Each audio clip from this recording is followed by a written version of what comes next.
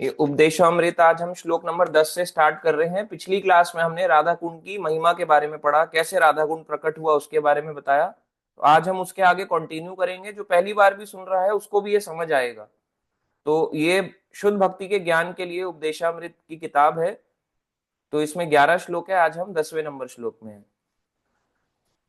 कर्मेभ्य परिता हरे प्रियतया व्यक्तिम ययु ज्ञानिना तेभ्य ज्ञान विमुख भक्ति परमा प्रेम एक निष्ठा ततः तेभ्य तः पशुपाल पंकज दृशा ताभ्य अपि स राधिका प्रेष्ठा त्वद्वत् इयं तदीय सरसी ताम न आश्रयेत कह कृति।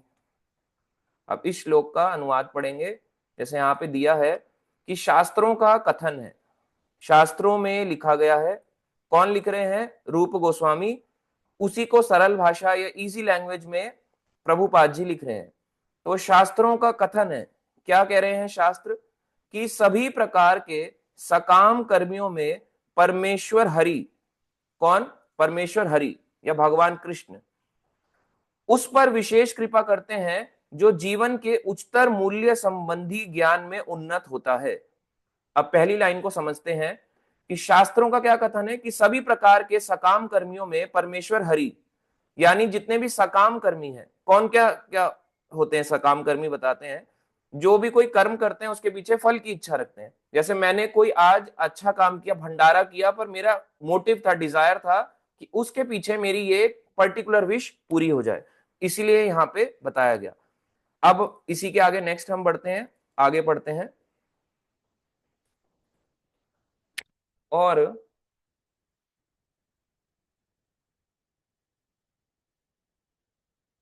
परमेश्वर हरि उस पर विशेष कृपा करते हैं।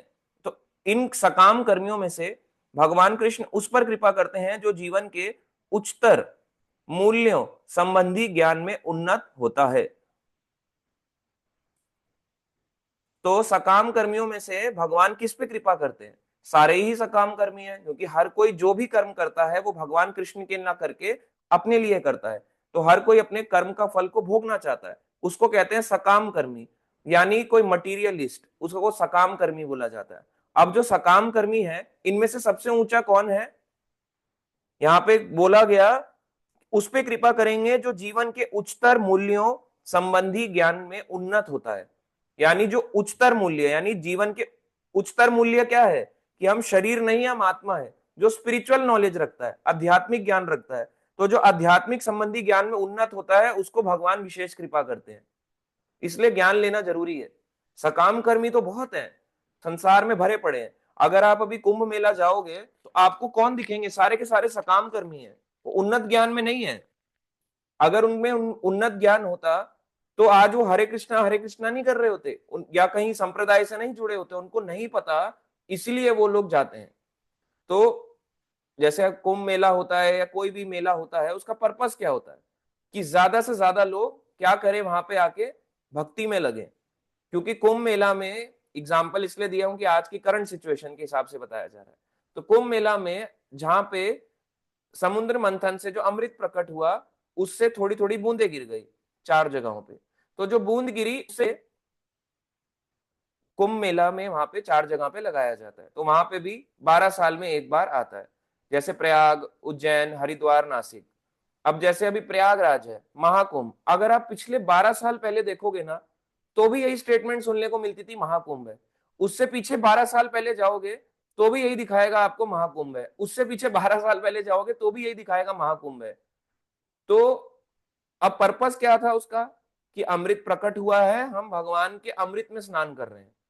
अब किसी को जब ये पता ही नहीं, तो वो क्या हुआ? वो व्यक्ति हुआ सकाम कर्मी, क्योंकि वो जस्ट एक डुबकी लगाने गया, उसको उसके पीछे का रीजन कुछ नहीं पता था कि वहां पे नहाया, स्नान क्यों करा जा रहा है।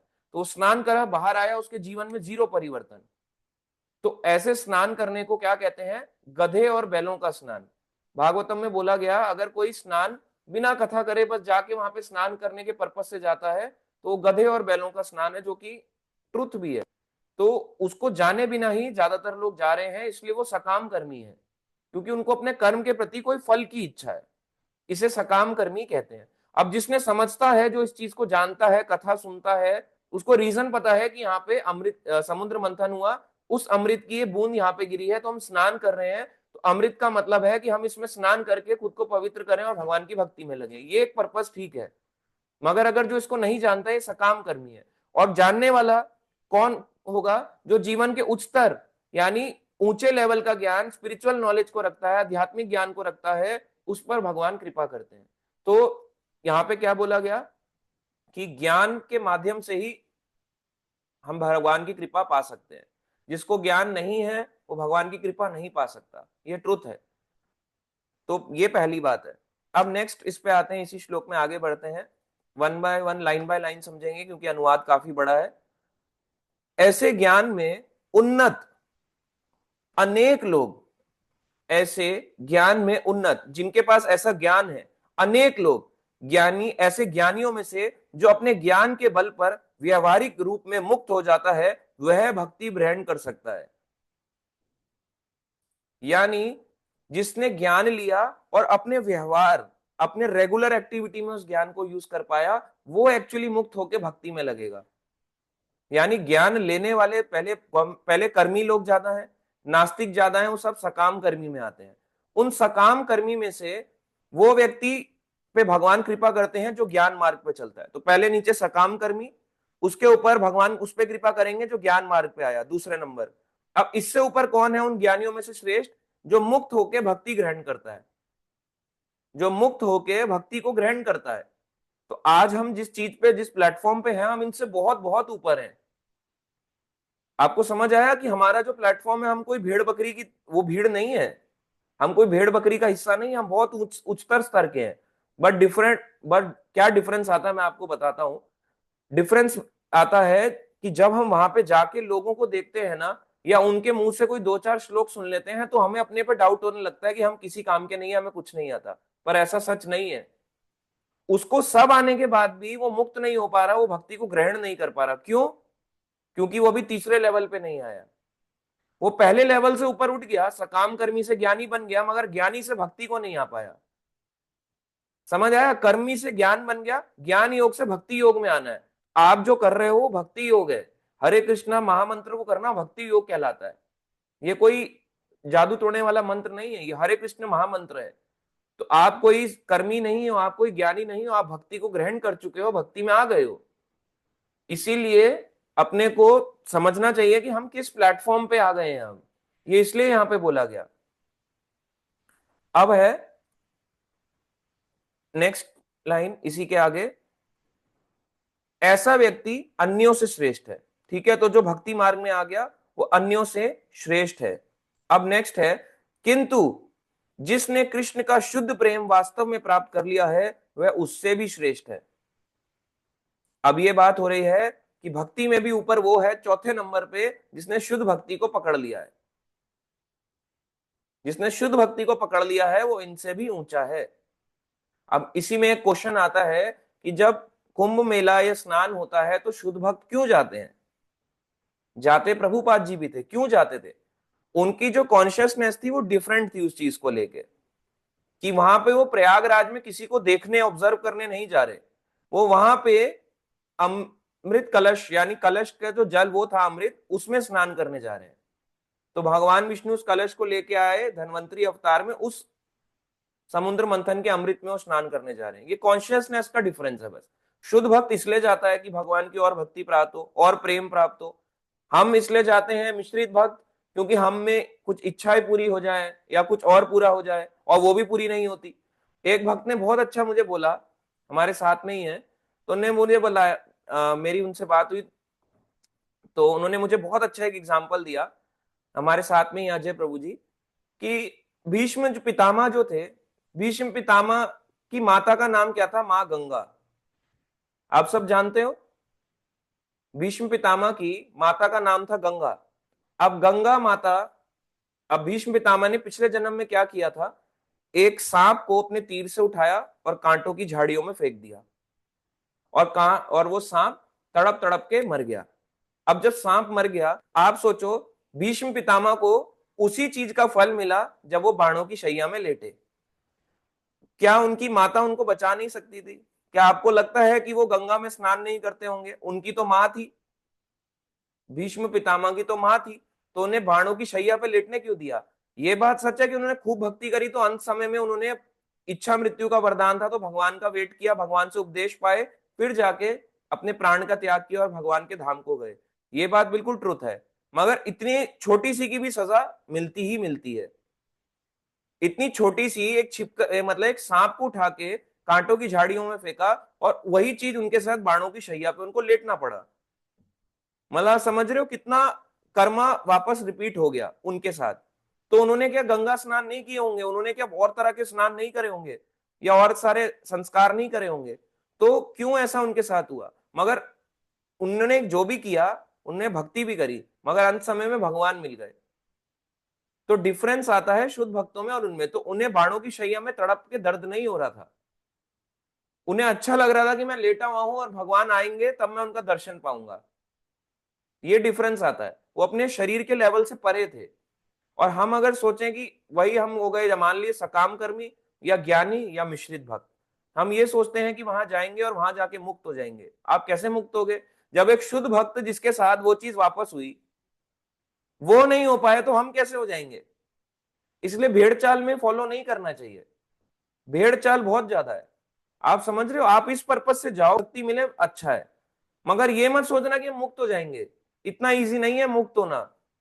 मुक्त होने के लिए बहुत मेहनत करनी पड़ेगी, वहां भी जाना पड़ेगा, स्नान भी करना पड़ेगा, धाम यात्रा भी जाना पड़ेगा, प्रचार भी करना पड़ेगा, भक्ति भी करनी पड़ेगी, कुछ करना पड़ेगा, तब जाके होगा। तो स्नान करना गलत नहीं है, स्नान करना चाहिए, क्योंकि पवित्र नदियां हैं, 3 नदियों का संगम है। मगर ये नहीं सोचना चाहिए कि हम मुक्ति होने वाले हैं इससे। मुक्त होने के लिए तो भाई बहुत मेहनत लगेगी, इतना ईजी नहीं है मुक्त होना, ये सच है। मुक्त होने के लिए आपको बहुत बहुत बहुत जन्म बिताने पड़ सकते हैं शुद्ध भक्ति तक आने के लिए। अब इसमें आता है शुद्ध भक्ति सबसे श्रेष्ठ है। अब उसमें एग्जाम्पल दिया गया, गोपियां समझ उच्चतर भक्तों से उत्कृष्ट हैं, यानी जो शुद्ध भक्त हैं उनमें भी गोपियां सबसे ऊपर हैं, क्योंकि वे दिव्य गोपाल कृष्ण पर सदैव आश्रित रहती हैं। अब आपको लेवल लिखना चाहिए, सबसे पहले कर्मी व्यक्ति, सकाम कर्मी, दूसरे नंबर पे ज्ञानी, उनसे ऊपर है ज्ञानी से ऊपर भक्त जिसने भक्ति को पकड़ लिया है, चौथे नंबर पे शुद्ध भक्त, और 5वें नंबर पे आया है गोपियां। यानी शुद्ध भक्तों में भी गोपियां, अब शुद्ध भक्त तो बहुत सारे हैं मगर गोपियां सबसे श्रेष्ठ है शुद्ध भक्तों में। क्यों ऐसा बोला गया कि गोपियां श्रेष्ठ है? गोपियां जो थी वो ऐसे नहीं थी कि केवल अनमैरिड गोपीज की बात हो रही है, जो मैरिड गोपीज भी थी वो कृष्ण से मिलने के लिए अपने पतियों को छोड़ के आ जाती थी, चाहे रोटी जले, चाहे सास क्या बोले, चाहे कोई डांटे फटकारे, चाहे कोई गलत क्यों ना समझे, फिर भी कृष्ण से मिलने चली आती थी। इसी में एक और अच्छा क्वेश्चन पूछा भक्त ने कि गोपियां जो हैं, उन्होंने बहुत अच्छा बोला कि गर्ग संहिता में लिखा है कि कृष्ण हमेशा ब्रह्मचारी रहे हैं। अब इस बात को कैसे माने कि कृष्ण हमेशा ब्रह्मचारी थे, कृष्ण ने कभी किसी का संभोग नहीं करा? ये बात बड़ी सुन के अजीब लगती है कि कृष्ण एक ब्रह्मचारी कैसे हो सकते हैं, उनकी तो इतनी रानियां थी, इतने सारे विवाह किए, लाखों लाखों उनके बच्चे थे, और इतने लाखों लाखों बच्चे होने के बाद भी ऐसा कैसे हो सकता है उनमें कभी काम आसक्ति नहीं है? वो ब्रह्मचारी कैसे कहलाए? उनका कोई भी बच्चा सीमेनल बर्थ नहीं था। उनको कोई भी गोपी से प्रेम, जब गोपी अपने आप को मान रखने आती थी तो कृष्ण इमीडिएटली चले जाते थे। राधा रानी को जब अपना मान आ जाता था कि कृष्ण केवल मेरे हैं, कृष्ण वहां से चले जाते थे। अगर लड़का लड़की से, एग्जाम्पल देता हूं आपको, अगर लड़का लड़की से प्यार करता है, लड़का लड़की से करता है, लड़की लड़के से ना करे, तो लड़के के अंदर बहुत काम वासना जागेगी और उसके पीछे पागल हो जाएगा। मगर अगर लड़की लड़के से प्यार कर बैठे, समझ रहे हो, लड़की लड़के से प्यार कर बैठे, तो लड़का कभी बैक स्टेप नहीं लेगा। हाँ मटेरियल एक ले सकता है, मगर वो तो भगवान है भाई। राधा रानी उनकी शक्ति है। एग्जाम्पल सोचो, अब राधा रानी जब कृष्ण के प्रति इतना प्रेम कर रही हैं, उनको मान आ कि कृष्ण केवल मेरे हैं, तो गलत तो नहीं है, कृष्ण तो है ही उनके। मगर कृष्ण इमीडिएटली वहां से डिसअपियर हो जाते थे ऐसी लीलाओं से। क्यों डिसअपियर होते थे? ये शिक्षा देने के लिए कि कृष्ण इतना होने पे भी, इतनी रासलीला करने पे भी हमेशा ब्रह्मचारी ही बने रहते हैं, कभी भी कोई भी गलत फिजिकल अट्रैक्शन उनके प्रति नहीं है। तो कृष्ण और राधा में कोई फिजिकल अट्रैक्शन, या कृष्ण और गोपियों में कोई फिजिकल अट्रैक्शन नहीं है, ये प्रेम है। अब वो प्रेम, कभी कभी रासलीला पढ़ते हैं तो बड़ा अजीब सा लगेगा कि कृष्ण ने गोपियों के कमर में हाथ रखा, उनको चुंबन करा, उनके बालों को ऐसे लहराया, इतना सब कुछ किया, मगर फिर भी ब्रह्मचारी है, क्योंकि कोई काम आसक्ति नहीं है। कोई भी उनका जो बच्चा हुआ, उनकी 16,108 रानियों में से कोई भी वो सीमेन बर्थ नहीं है। इसलिए कृष्ण जो है वो कैसे हैं, नैष्टिक ब्रह्मचारी, यानी सदैव ब्रह्मचारी ही रहते हैं। तो ये समझने की इसमें बात है। इसलिए गोपियां जो है, चाहे वो छोटी एज की होती थी या बड़े एज की होती थी, स्पेशली कृष्ण से मिलने आ जाती थी। और गोपियों का स्तर सबसे ऊंचा है, क्यों? क्योंकि गोपियां कृष्ण को प्रेमी प्रेमिका का भाव रखती थी। शुद्ध भक्त तो कई हैं, हनुमान जी भी हैं, शुद्ध भक्त कई बड़े बड़े आचार्य भी हैं, गरुड़ जी भी हैं, मगर उनमें से जो सबसे शुद्ध बोला गया, सबसे उनसे ऊंचा बोला गया गोपियों का। क्योंकि हनुमान जी कभी भी गोपी नहीं बनना चाहते, वो दास भावना में रहना चाहते हैं, है शुद्ध भक्त मगर दास रूप में। और गोपियां प्रेम करती हैं, वो प्रेम भाव में रहती हैं, इसलिए प्रेम का भाव दास भावना से ऊपर बोला गया। ऐसा नहीं है हनुमान जी भगवान से प्रेम नहीं करते, वो प्रेम पर एक लवर वाला नहीं है, उनका प्रेम जो है वो एक मास्टर और एक सर्वेंट, यानी बॉस और एम्प्लॉय, या मालिक और एक नौकर वाला है, यानी दास भगवान और उनका दास वाला है, मगर गोपियों का प्रेमी प्रेमिका वाला है। ये डिफरेंस आता है, इसलिए गोपियां उनसे ऊपर है। अब नेक्स्ट आता है छठा लेवल। गोपियों में से श्रीमती राधा रानी कृष्ण को सर्वाधिक प्रिय है। छठे लेवल पे आया, आपको समझ आया? सबसे पहले सकाम कर्मी, फिर ज्ञानी, ज्ञानी व्यक्ति भगवान को प्रिय है, फिर उनमें से भी जो भक्ति को पकड़ लेता है, तीसरे नंबर पे, चौथे नंबर पे शुद्ध भक्त, पांचवें नंबर पे गोपियां, छठे नंबर में सारी गोपियों में से राधा रानी भगवान को सबसे प्रिय है, क्योंकि राधा रानी से ही सारी सारी गोपियां एक्सपेंशन होता है, यानी विस्तार होता है। अब सब सोचेंगे हमारा नंबर कहाँ है? हमारा नंबर केवल शुद्ध भक्त तक आ सकता है, पांचवें छठे तक हम कभी नहीं जा सकते। हाँ, गोपी बन सकते हैं अगर इतना भाव होगा, पर इतना भाव है कहाँ? शुद्ध भक्त भी बनना बहुत मुश्किल है। अभी हम थर्ड लेवल लेवल पे आ गए हैं, मिश्रित भक्ति पे, और उसमें भी कितना है पता नहीं, थोड़ा मिश्रित है, बहुत ज्यादा मिश्रित भक्ति कर रहे हैं, मिक्सचर है अभी हम। तो सर्वाधिक प्रिय राधा रानी है, क्योंकि भगवान की अपनी ही अंतरंगा शक्ति है। जैसे सन और सनलाइट होती है, सनलाइट के बिना सन किसी काम का नहीं है, वैसी राधा ही ना हो तो कृष्ण कैसे होंगे, अपनी शक्ति ही ना हो तो भगवान कैसे होंगे। इसलिए राधा और कृष्ण कभी अलग नहीं होते। अब नेक्स्ट आता है, उनको सर्वाधिक प्रिय है, उनका कुंड कृष्ण को उसी प्रकार अत्यधिक प्रिय है जिस तरह गोपियों में सर्वाधिक प्रिय यह राधा रानी। तो भगवान को ये जो राधा कुंड है, ये उतना ही प्रेम करते हैं उनसे जितना राधा रानी से करते हैं। यानी ये जो कुंड हुआ, कौन सा? राधा कुंड। राधा कुंड और राधा रानी में इसका मतलब कोई डिफरेंस नहीं है। अगर डिफरेंस होता तो ये बात बोल लिखी नहीं जाती। प्रिय उनके समान कोई तभी तो होगा ना, क्योंकि वो उसको उसमें राधा रानी के दर्शन प्राप्त कर रहे हैं। राधा कुंड और श्याम कुंड के बारे में पिछली क्लास में बताया, एक बहुत अच्छी चीज को दिखाता है क्यों इसको सबसे ऊंचा बताया गया राधा कुंड को, क्योंकि यहाँ पे प्रेम भाव है सबसे ज्यादा। जैसे अभी हम चित्रकूट यात्रा गए, तो चित्रकूट में भी सीता और राम के प्रति प्रेम है। जो प्रेम अब देखो घर में जब होता है अयोध्या में, अयोध्या में रह के क्या वो प्रेम कर सकते थे एक दूसरे से? सास भी है, ससुर जी भी हैं, सारे उनके समाज वाले भी हैं, राज्य भी देखना है, तो कैसे करेंगे प्रेम? इसलिए जंगल में चले जाओ, जंगल में प्रेम कर सकते हैं, जहां कोई आता जाता ना हो, कोई असुरवध नहीं है। 11.5 साल चित्रकूट में रहे, इसलिए बहुत ही शॉर्ट में चित्रकूट के बारे में। जबकि रामायण आप देखोगे 24,000 श्लोकों का बहुत बड़ा है, अगर कोई ओरिजिनली पढ़े, मगर चित्रकूट के बारे में काफी कम है कंपैरिजन टू बाकी सब चीजों के। 11.5 साल, 14 साल में से 11.5 साल रहने के बाद भी बहुत कम है, क्योंकि ये जो माधुर्य प्रेम होता है भगवान का, ये किसी किसी को ही बताया जाता है गुप्त रूप में। अब वैसे ही जो राधा कुंड है, हर किसी को थोड़ा ना पता चलेगा, ये किसी किसी को पता चलेगा। हर किसी के लिए ये डाइजेस्टेबल नहीं है कि राधा कुंड सबसे ऊपर कैसे हो सकता है, कैसे हो सकता है। उसको भाव के ऊपर बोला गया, क्योंकि वहां पे जो राधा का भाव है, जो प्रेमी प्रेमिका का भाव है, वो सबसे ऊंचा है। जैसे चित्रकूट में केवल सीता और राम का है, मगर वो केवल क्या है, सीता राम, और कोई गोपी वहां पे नहीं है, कोई भी वहां गोपी नहीं है। मगर यहाँ पे गोपियां भी हैं और राधा रानी भी है। कि इस भाव को सबसे ऊंचा बोला गया जो राधा कुंड श्याम कुंड में होता है, जिसे कहते हैं माधुर्य भाव। और राधा कृष्ण बेशक अलग हो जाएं अपनी लीलाओं में, मगर राधा कुंड श्याम कुंड कभी भी अलग नहीं होते, क्योंकि जब कृष्ण ने स्नान किया तो वो बना कृष्ण कुंड या श्याम कुंड, और जहां राधा रानी ने स्नान किया वो बना राधा कुंड। तो ये दोनों एक दूसरे से मिलते रहते हैं, कभी अलग नहीं जाते। जैसे राधा कृष्ण एक दूसरे से अपनी लीलाओं में फिजिकली सेपरेट हो जाते हैं, मगर वहीं श्याम कुंड राधा कुंड एक दूसरे से मिल जाते हैं। तो ये चीज दिखाता है कि राधा कृष्ण कभी अलग नहीं होते, इसलिए उस भाव को माधुर्य भाव कहा गया। और वो तरीके के भाव के कारण ही कृष्ण को राधा कुंड सबसे प्रिय है, क्योंकि राधा कुंड ऐसी जगह है जहां श्याम, भगवान श्री कृष्ण श्याम कुंड के रूप में राधा कुंड से कभी भी अलग नहीं होते। श्याम कुंड राधा कुंड एक साथ ही है बाउंड्री में। हम भक्तों को लेके गए थे, कैसा है राधा कुंड, रेक्टेंगुलर शेप का, रेक्टेंगल के शेप का, और वहीं श्याम कुंड है वो थोड़ा इस तरह से बना हुआ है, उसके 5 कोने हैं अलग अलग। तो राधा रानी के समान ही भगवान कृष्ण को राधा कुंड प्रिय है।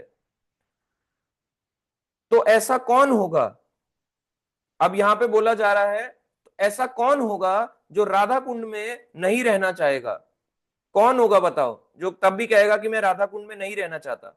और उल्लासमय भक्ति भाव, यानी एक्सटेटिक डिवोशनल या एक्सीडेंट या ट्रांसीडेंटल कह सकते हो, ऐसा भाव, यानी अप्राकृतिक भाव से पूरित आध्यात्मिक शरीर द्वारा श्री राधा गोविंद के दिव्य युगल जो नित्य ही अपनी अष्टकालीय लीला संपन्न करते हैं।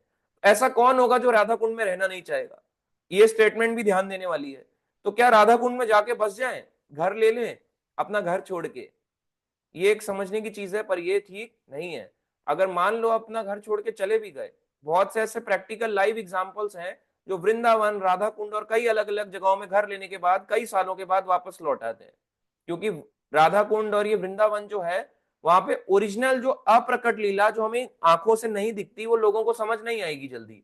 हो सकता है पूरे बुढ़ापे तक ना आए, तो लोगों को जगह में डिस्टरबेंस लगेगी कि ट्रैफिक है, यहाँ पे सुअर है, कुत्ते हैं, ये है, लड़ाई झगड़ा है, प्रॉपर्टी बिक रही है, तो फिर वो वहां से परेशान होकर वापस वही अपने शहर को लौटाएगा या अपने गांव को जहां वो रहता था।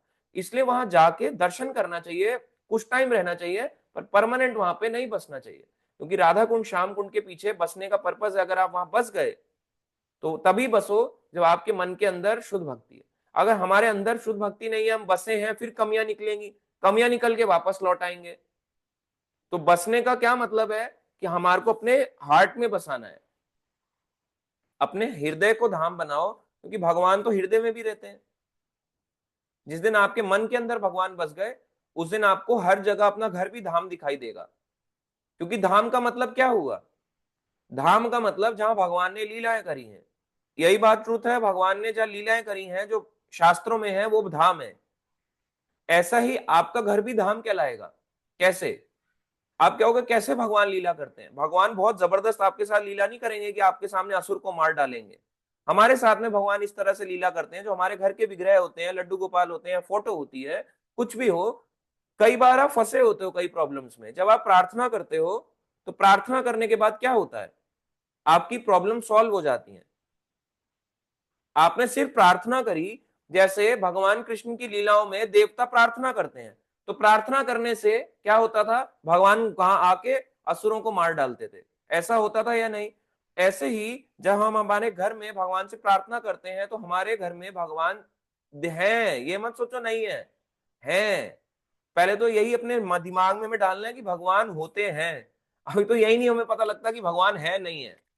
थोड़ी सी चीज में हम परेशान हो जाते हैं, इसलिए हमारे को डाउट हो जाता है कि भगवान शायद नहीं है, मगर भगवान है। पहले ये बिठाना है।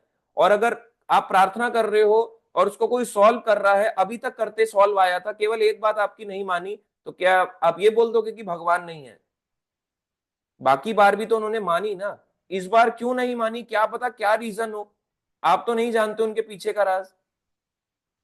क्या हमें सब कुछ पता है कि भगवान क्या चाहते थे हमारे से, अगले जीवन में क्या हो, इस जीवन में क्या हो, क्या क्यों हमारे परिवार वाले को छीन लिया, या हमारे साथ ऐसा क्यों हुआ? कुछ ना कुछ रहा होगा। भगवान ने ऐसा किया। तो ऐसे सिचुएशन को समझना चाहिए कि हम भी एक भक्त की तरह हैं जिसने प्रार्थना करी। हाँ, हम देवी देवता या बहुत शुद्ध भक्त नहीं है, मगर हमने भी प्रार्थना करी, भगवान ने हमारी प्रॉब्लम को सॉल्व करा। तो यहाँ पे भी कुछ हद तक भगवान ने लीला रूप में कुछ ना कुछ हमारे को शो किया। और जहां भगवान है, भक्त हैं, भगवान का नाम है, भजन है, आपके हृदय में भगवान बसे हुए हैं, आप रोज पूजा पाठ कर रहे हो, आरती कर रहे हो, शास्त्र पढ़ रहे हो, तो यही धाम में रह के भी तो यही करना है। जो एक्टिविटी आप घर में कर रहे हो, धाम कर रहे हो। तो जिसके हृदय में भक्ति बस जाएगी उसको हर जगह भगवान दिखाई देंगे। जिसके नहीं बसेगी उसको घर में क्या, उसको धाम में जाके भी भगवान फील नहीं होंगे। तो ये पर्पस होना चाहिए राधा कुंड में बसने का। मतलब ये है कि वहां पे जाके रह ले, कितने लोग रह लेंगे। अगर मान लो राधा कुंड में सारे दुनिया वालों ने बेचा, ये सारे भक्त भी हैं, दिल्ली एनसीआर के सारे, ओवरऑल इंडिया के भक्त बेच के चले गए, लाखों भक्त पहुंच गए, आपको प्रॉपर्टी नहीं मिलेगी राधा कुंड में, कहाँ रहोगे? वहां पे भी 10-20 मंजिल की बिल्डिंग बना दोगे, फिर 20 मंजिल से ऐसे करके व्यू देखेगा व्यक्ति, हो रहा राधा कुंड, वो देखो अपने 20वें माले से ऐसे करके देखेगा। इसलिए हर कोई बस नहीं सकता। बसने का मतलब है अपने हार्ट में भगवान को बसाओ, हृदय में जगह दो, ये बसने का मतलब है। आगे है इसी में ही, और उल्लासमय भक्ति भाव, इसे कहते हैं एक्सटैटिक डिवोशनल सर्विस या एक्सटैटिक डिवोशनल नेचर।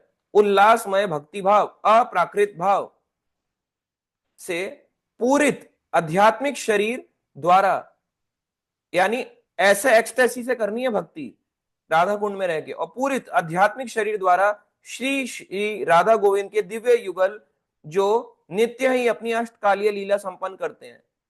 आठों काल में अष्ट पहर होते हैं ना, अष्टकालीय 8 समय जो अपनी अपनी अलग अलग लीला संपन्न करते हैं, उनकी प्रेममय सेवा नहीं करना चाहेगा, ये यहां पे बोला गया। तो ऐसा कौन होगा जो ऐसे जानने पर भी राधा कृष्ण की या राधा गोविंद की सेवा को नहीं करना चाहेगा? कोई मूर्ख ही होगा इतना ऊपर आने के बाद भी जो नहीं करना चाहेगा।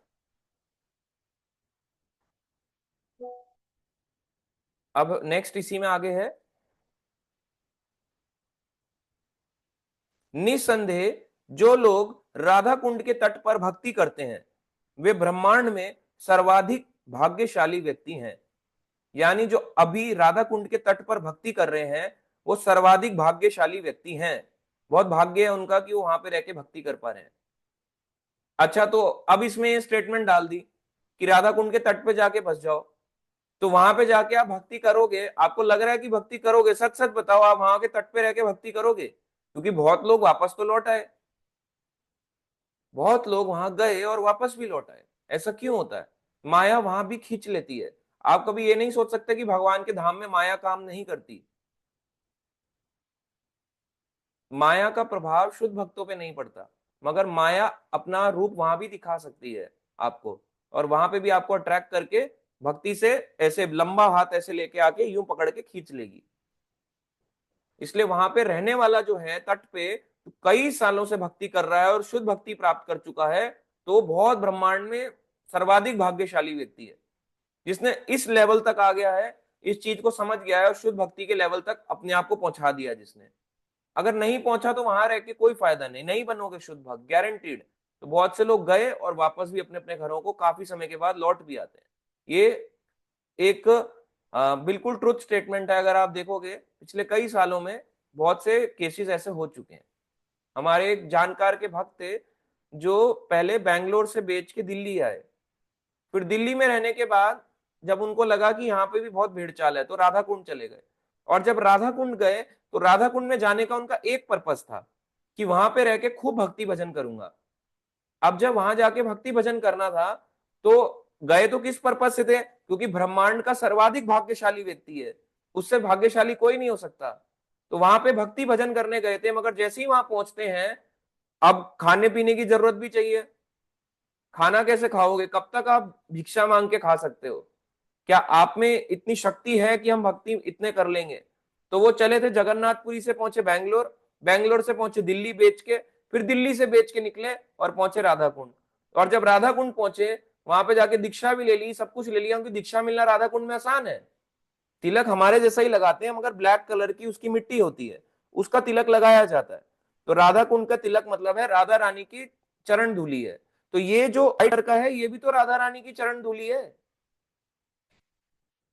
ये जो भगवान द्वारकाधीश के सर में दर्द हुआ, तो नारद मुनि गोपियों को लेके आए, तो उन गोपियों में राधा रानी भी तो थी। राधा रानी ये थोड़ा ना कहेंगी गोपियों तुम जाओ मैं नहीं आ रही। जहां गोपी तालाब है द्वारका में, तो राधा रानी भी गई, तो वहां पे उन्होंने चरण दिया, अपनी रज दिया, और द्वारकाधीश भगवान ने लगाया, उनका सर दर्द ठीक हो गया। तो वो भी तो वही है। तो जो इस चीज को नहीं समझता वो गुमराह होता है। तो उन्होंने अपना ये तिलक लगाना छोड़ा, ब्लैक तिलक लगाना शुरू किया। दीक्षा भी हो गई क्योंकि जल्दी मिल जाती है, कोई लॉन्ग प्रोसीजर नहीं, कोई आईडीसी वगैरह कुछ नहीं, अलाना फलाना ज्यादा कुछ नहीं, कोई क्लासेस पे जोर देना नहीं कि वहां पे कोई मेरे जैसा कोई व्यक्ति हो जो आप लोगों को फोर्स करेगा या बोलेगा लो लो लो लो, नहीं लोगे तो कोई बात नहीं। तो वहां पे है ठीक है, चिल एकदम, नहीं आ रहे ठीक है, आ रहे हो तो भी ठीक है, चिल माहौल है। तो वहां पे जाके, क्योंकि वो अब जो कथा कर रहे हैं वो तो बहुत ऊंचे लेवल पे है ना, उनको ये थोड़ा ना देखना है कि भाई व्हाट्सएप में कौन आ रहा है, कौन मेरे को देख रहा है, कौन नहीं देख रहा, कितने लोग जूम में जुड़े, ठीक है हुई ठीक है, नहीं आए तो भी ठीक है। वो उसी में आनंद में रहते हैं, उनका स्तर ऊंचा है। मगर जो सुनने आ रहा है उनको, वो वहां पहुंच के बैठ गया। अब उसने दीक्षा ले ली फटाफट। अब दीक्षा लेके वहां पे घूमने लगे। अब जरूरत पूरी करने के लिए पैसा चाहिए, क्योंकि मन में जरूरत तो है ना बनी हुई, पानी भी चाहिए, हर रोज राधा कुंड में नहा नहीं सकते, पानी चाहिए, रहने के लिए छत चाहिए, छत चाहिए तो कपड़ा भी चाहिए होगा कुछ ना कुछ, रोज तो धोती कुर्ता पहन के नहीं रहेंगे, छत कपड़ा भी चाहिए होगा, कभी कभी कहीं बाहर भी जाना पड़ेगा किसी काम से, जॉब है। अब वहां पे जाके उसी जॉब को, जिससे वो विरक्ति पाने गए थे, उसी जॉब को भी पकड़ा हुआ था ऑनलाइन। और जब जॉब को भी पकड़ा हुआ है, सब कुछ पकड़ा हुआ है, वही जरूरतें जो तुम छोड़ने गए थे, वही जरूरतें वहां बना ली, स्कूटी ले ली, गाड़ी ले ली, वही जरूरतें वहां बना ली।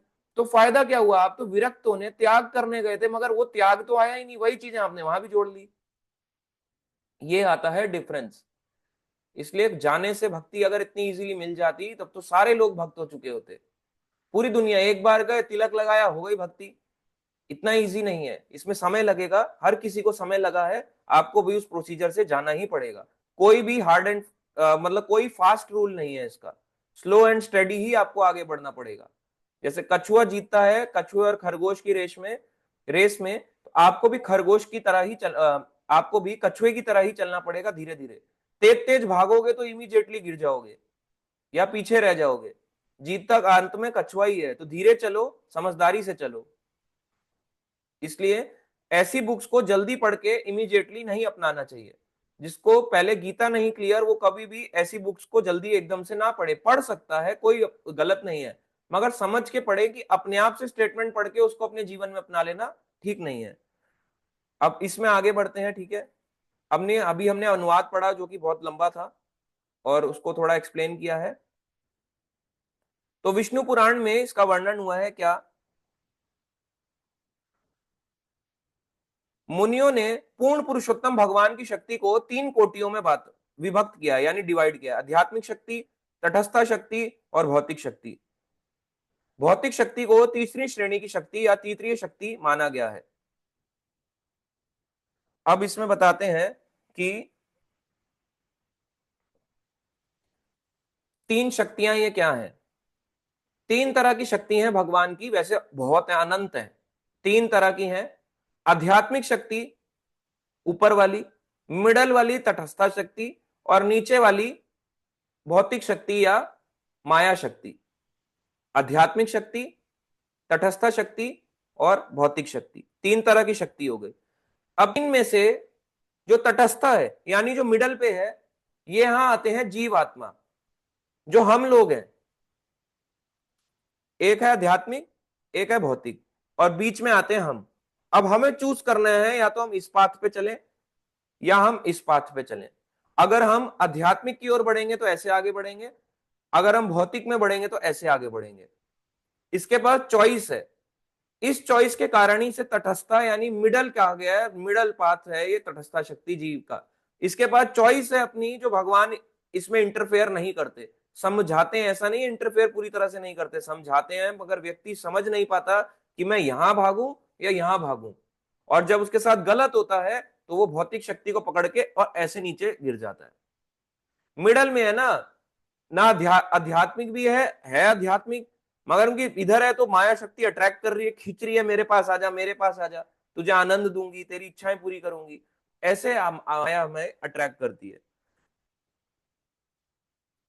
अब इसमें आगे है कि भगवत गीता 9वां अध्याय 21 नंबर श्लोक में कहा गया कि यदि आप कितने भी पुण्य कमा लो, एक समय क्या होगा, क्षीणे पुण्य मर्त्य लोकम विशंति, जैसे ही आपके पुण्य समाप्त हो जाएंगे आप वापस मृत्यु लोक में आ जाओगे। इस जीव के पास अच्छे कर्म भी कर सकता है, बुरे भी कर सकता है और भक्ति भी कर सकता है। अगर ये भक्ति करेगा तो भक्ति करने से ये इस रास्ते पे आगे चलेगा। पर अगर इसने नहीं करी, अगर बोले नहीं नहीं नहीं नहीं मैं अपनी इच्छा पूरी करना चाहता हूं, ऐसे में क्या होगा इसके साथ, अब ये क्या करेगा, अपनी इच्छा पूरी करने वाले रास्ते पे चलेगा। अब अपनी इच्छा पूरी करते करते हो सकता है अच्छे कर्म भी करे, अच्छे कर्म का फल अच्छा तो मिलेगा, मगर जैसे ही वो कर्म समाप्त, वापस डाउनफॉल। यानी अच्छे कर्म करके हम स्वर्ग तक तो जा सकते हैं, मगर जैसे ही पुण्य खत्म, स्वर्ग से नीचे भी आ सकते हैं। तो ये हमारी चीजें साथ साथ चलती रहती हैं। स्वर्ग में जो लाइफ होती है बहुत आनंदमयी होती है। स्वर्ग में कभी भी बुढ़ापा नहीं आता। स्वर्ग में आप कभी नहीं देखोगे देवी देवताओं को कि बूढ़े हैं। आपने कभी बूढ़ा इंद्र नहीं देखा होगा, व्हाइट दाढ़ी वाला। आपने कभी गणेश बूढ़े नहीं देखे होंगे। आपने कभी और देवी देवता बूढ़े नहीं देखे होंगे। क्यों होता है? ऐश्वर्य है वहां पे। मगर वहां पे भी मृत्यु संभव है, कोई भी मर सकता है वहां पे भी। मृत्यु जन्म वहां पे भी चलता रहेगा। कोई नहीं कह सकता जब तक कोई संसार में है कि मैं हमेशा परमानेंट यहाँ पे रहने वाला हूं, कोई नहीं है ऐसा।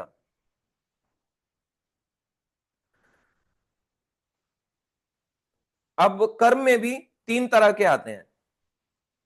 अब आपको लिखना चाहिए कि जो कर्मी लोग भी होते हैं वो तीन तरह के हैं। ये गीता में भी बताया गया तीसरे अध्याय में।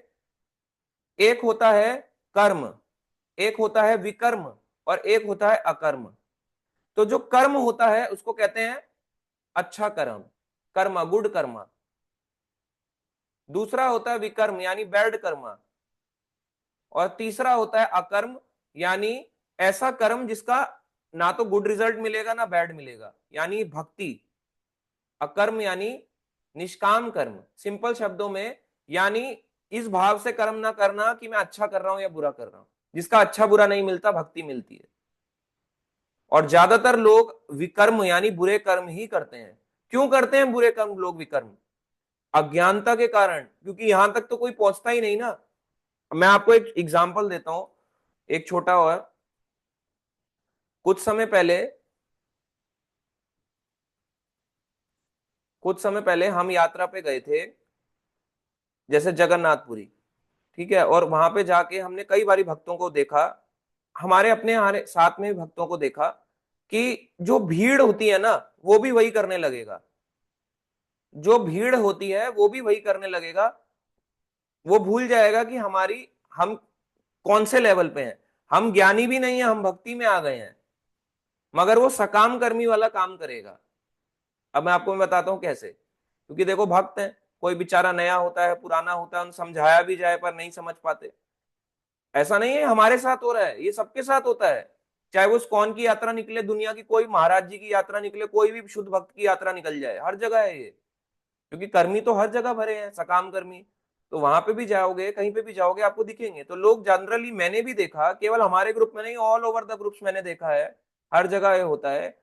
जैसे कोई वहां पे आपको मिल गए पंडित जी, अब वो आपको कहेंगे रुको रुको रुको रुको रुको, 100 रुपए यहाँ पे चढ़ाओ, आपका पाप यहाँ से नष्ट हो जाएगा। अभी हम चित्रकूट भी गए तो वहां पे लोग मिल जाते हैं, ऐसे करके गदा लेके खड़े थे, है ना, और आगे रेमुणा बिहारी महाराज, 1001 रुपया बिहारी जी के नाम पे, और ऐसे करके गदा रख देंगे आपके सर पे। क्या मिलेगा बताओ? अगर मैं, चलो मैंने नहीं दिए, फिर मैं बाकी को बोलता हूँ पीछे वालों को आप दे दो, तो पीछे वाला सोचता है उनको उनको बोला जा रहा है कि हम अपने निकाल के देते हैं। अरे आपको भी नहीं देना, आप अपने बोलो हमारे पीछे वाले आ रहे हैं वो दे देंगे। इसको पास ऑन कहते हैं, पास ऑन करते रहो बस।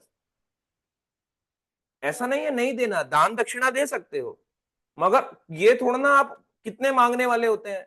जगन्नाथपुरी में कई लोग हैं, वो बोल रहे हैं अच्छा पाप नष्ट हो जाएंगे, ये लो 100 रुपया। दूसरा भी बोल रहा है पाप नष्ट हो जाएंगे, ये कर लो। तीसरा कह रहा है बेटा हो जाएगा, चौथा कह रहा है ये हो जाएगा। कुछ नहीं हुआ, वापस लोग घर पे एज इट इज चल रहा है। उल्टा लड़ाई झगड़े और बढ़ गए होंगे इतने दान दे के भी। इसीलिए मैंने बहुत बार, हर बार नोटिस किया है, बहुत से लोग, अब कोई माला होगी, कोई माला पंडित जी होंगे उसके मन ये दे देंगे, ये माला है, ये कर लेना, वो कर लेना, अपने बेड के नीचे रख लेना। ये चाकू है, चाकू बेड के रख लेना, सपने नहीं आएंगे, फिर भी आ रहे हैं बुरे। ये सब सकाम कर्म है। ये भक्ति से बहुत, आप बहुत ऊंचे लेवल पे हो। अब इन सब चीजों को छोड़ दो, कचरा कूड़े को छोड़ दो, अब आप आगे बढ़ जाओ। जो आपको ये चीजें बता रहा हो खुद सकाम कर्मी है, क्योंकि माया बड़ी शातिर है ना, बड़ी शक्तिशाली है। आपको गलत बुरे कर्म में आएगी, विकर्मा में। आपको वो गुड़ कर्मा में भी नहीं आने देगी, विकर्म में ही लगाएगी। वो आपको आध्यात्मिक की तरफ नहीं जाने देगी, भौतिक में ही फेंकेगी, कहेगी तू यहीं चल। इसलिए जीव जो होता है उसके पास चॉइस है, या तो ऊपर बढ़े या नीचे को जाए। ये उसकी हमेशा ही एक चॉइस बनी रहेगी। और भक्ति किसे मिलती है, ये भी एक बोलने समझने की बात है। भगवत गीता में ही इसी श्लोक में तात्पर्य में भी लिखा है कि भगवत गीता चौथा अध्याय 11 नंबर श्लोक में भगवान कह रहे हैं, ये यथा माम प्रपद्यते तांस तथैव भजाम्य हम। यानी जिस रूप में भगवान कह रहे हैं व्यक्ति मेरी शरण ग्रहण करता है, उसी रूप में मैं उसको उतनी ही भक्ति देता हूं। जाकी रही भावना जैसी, प्रभु मूरत देखी तिन तैसी।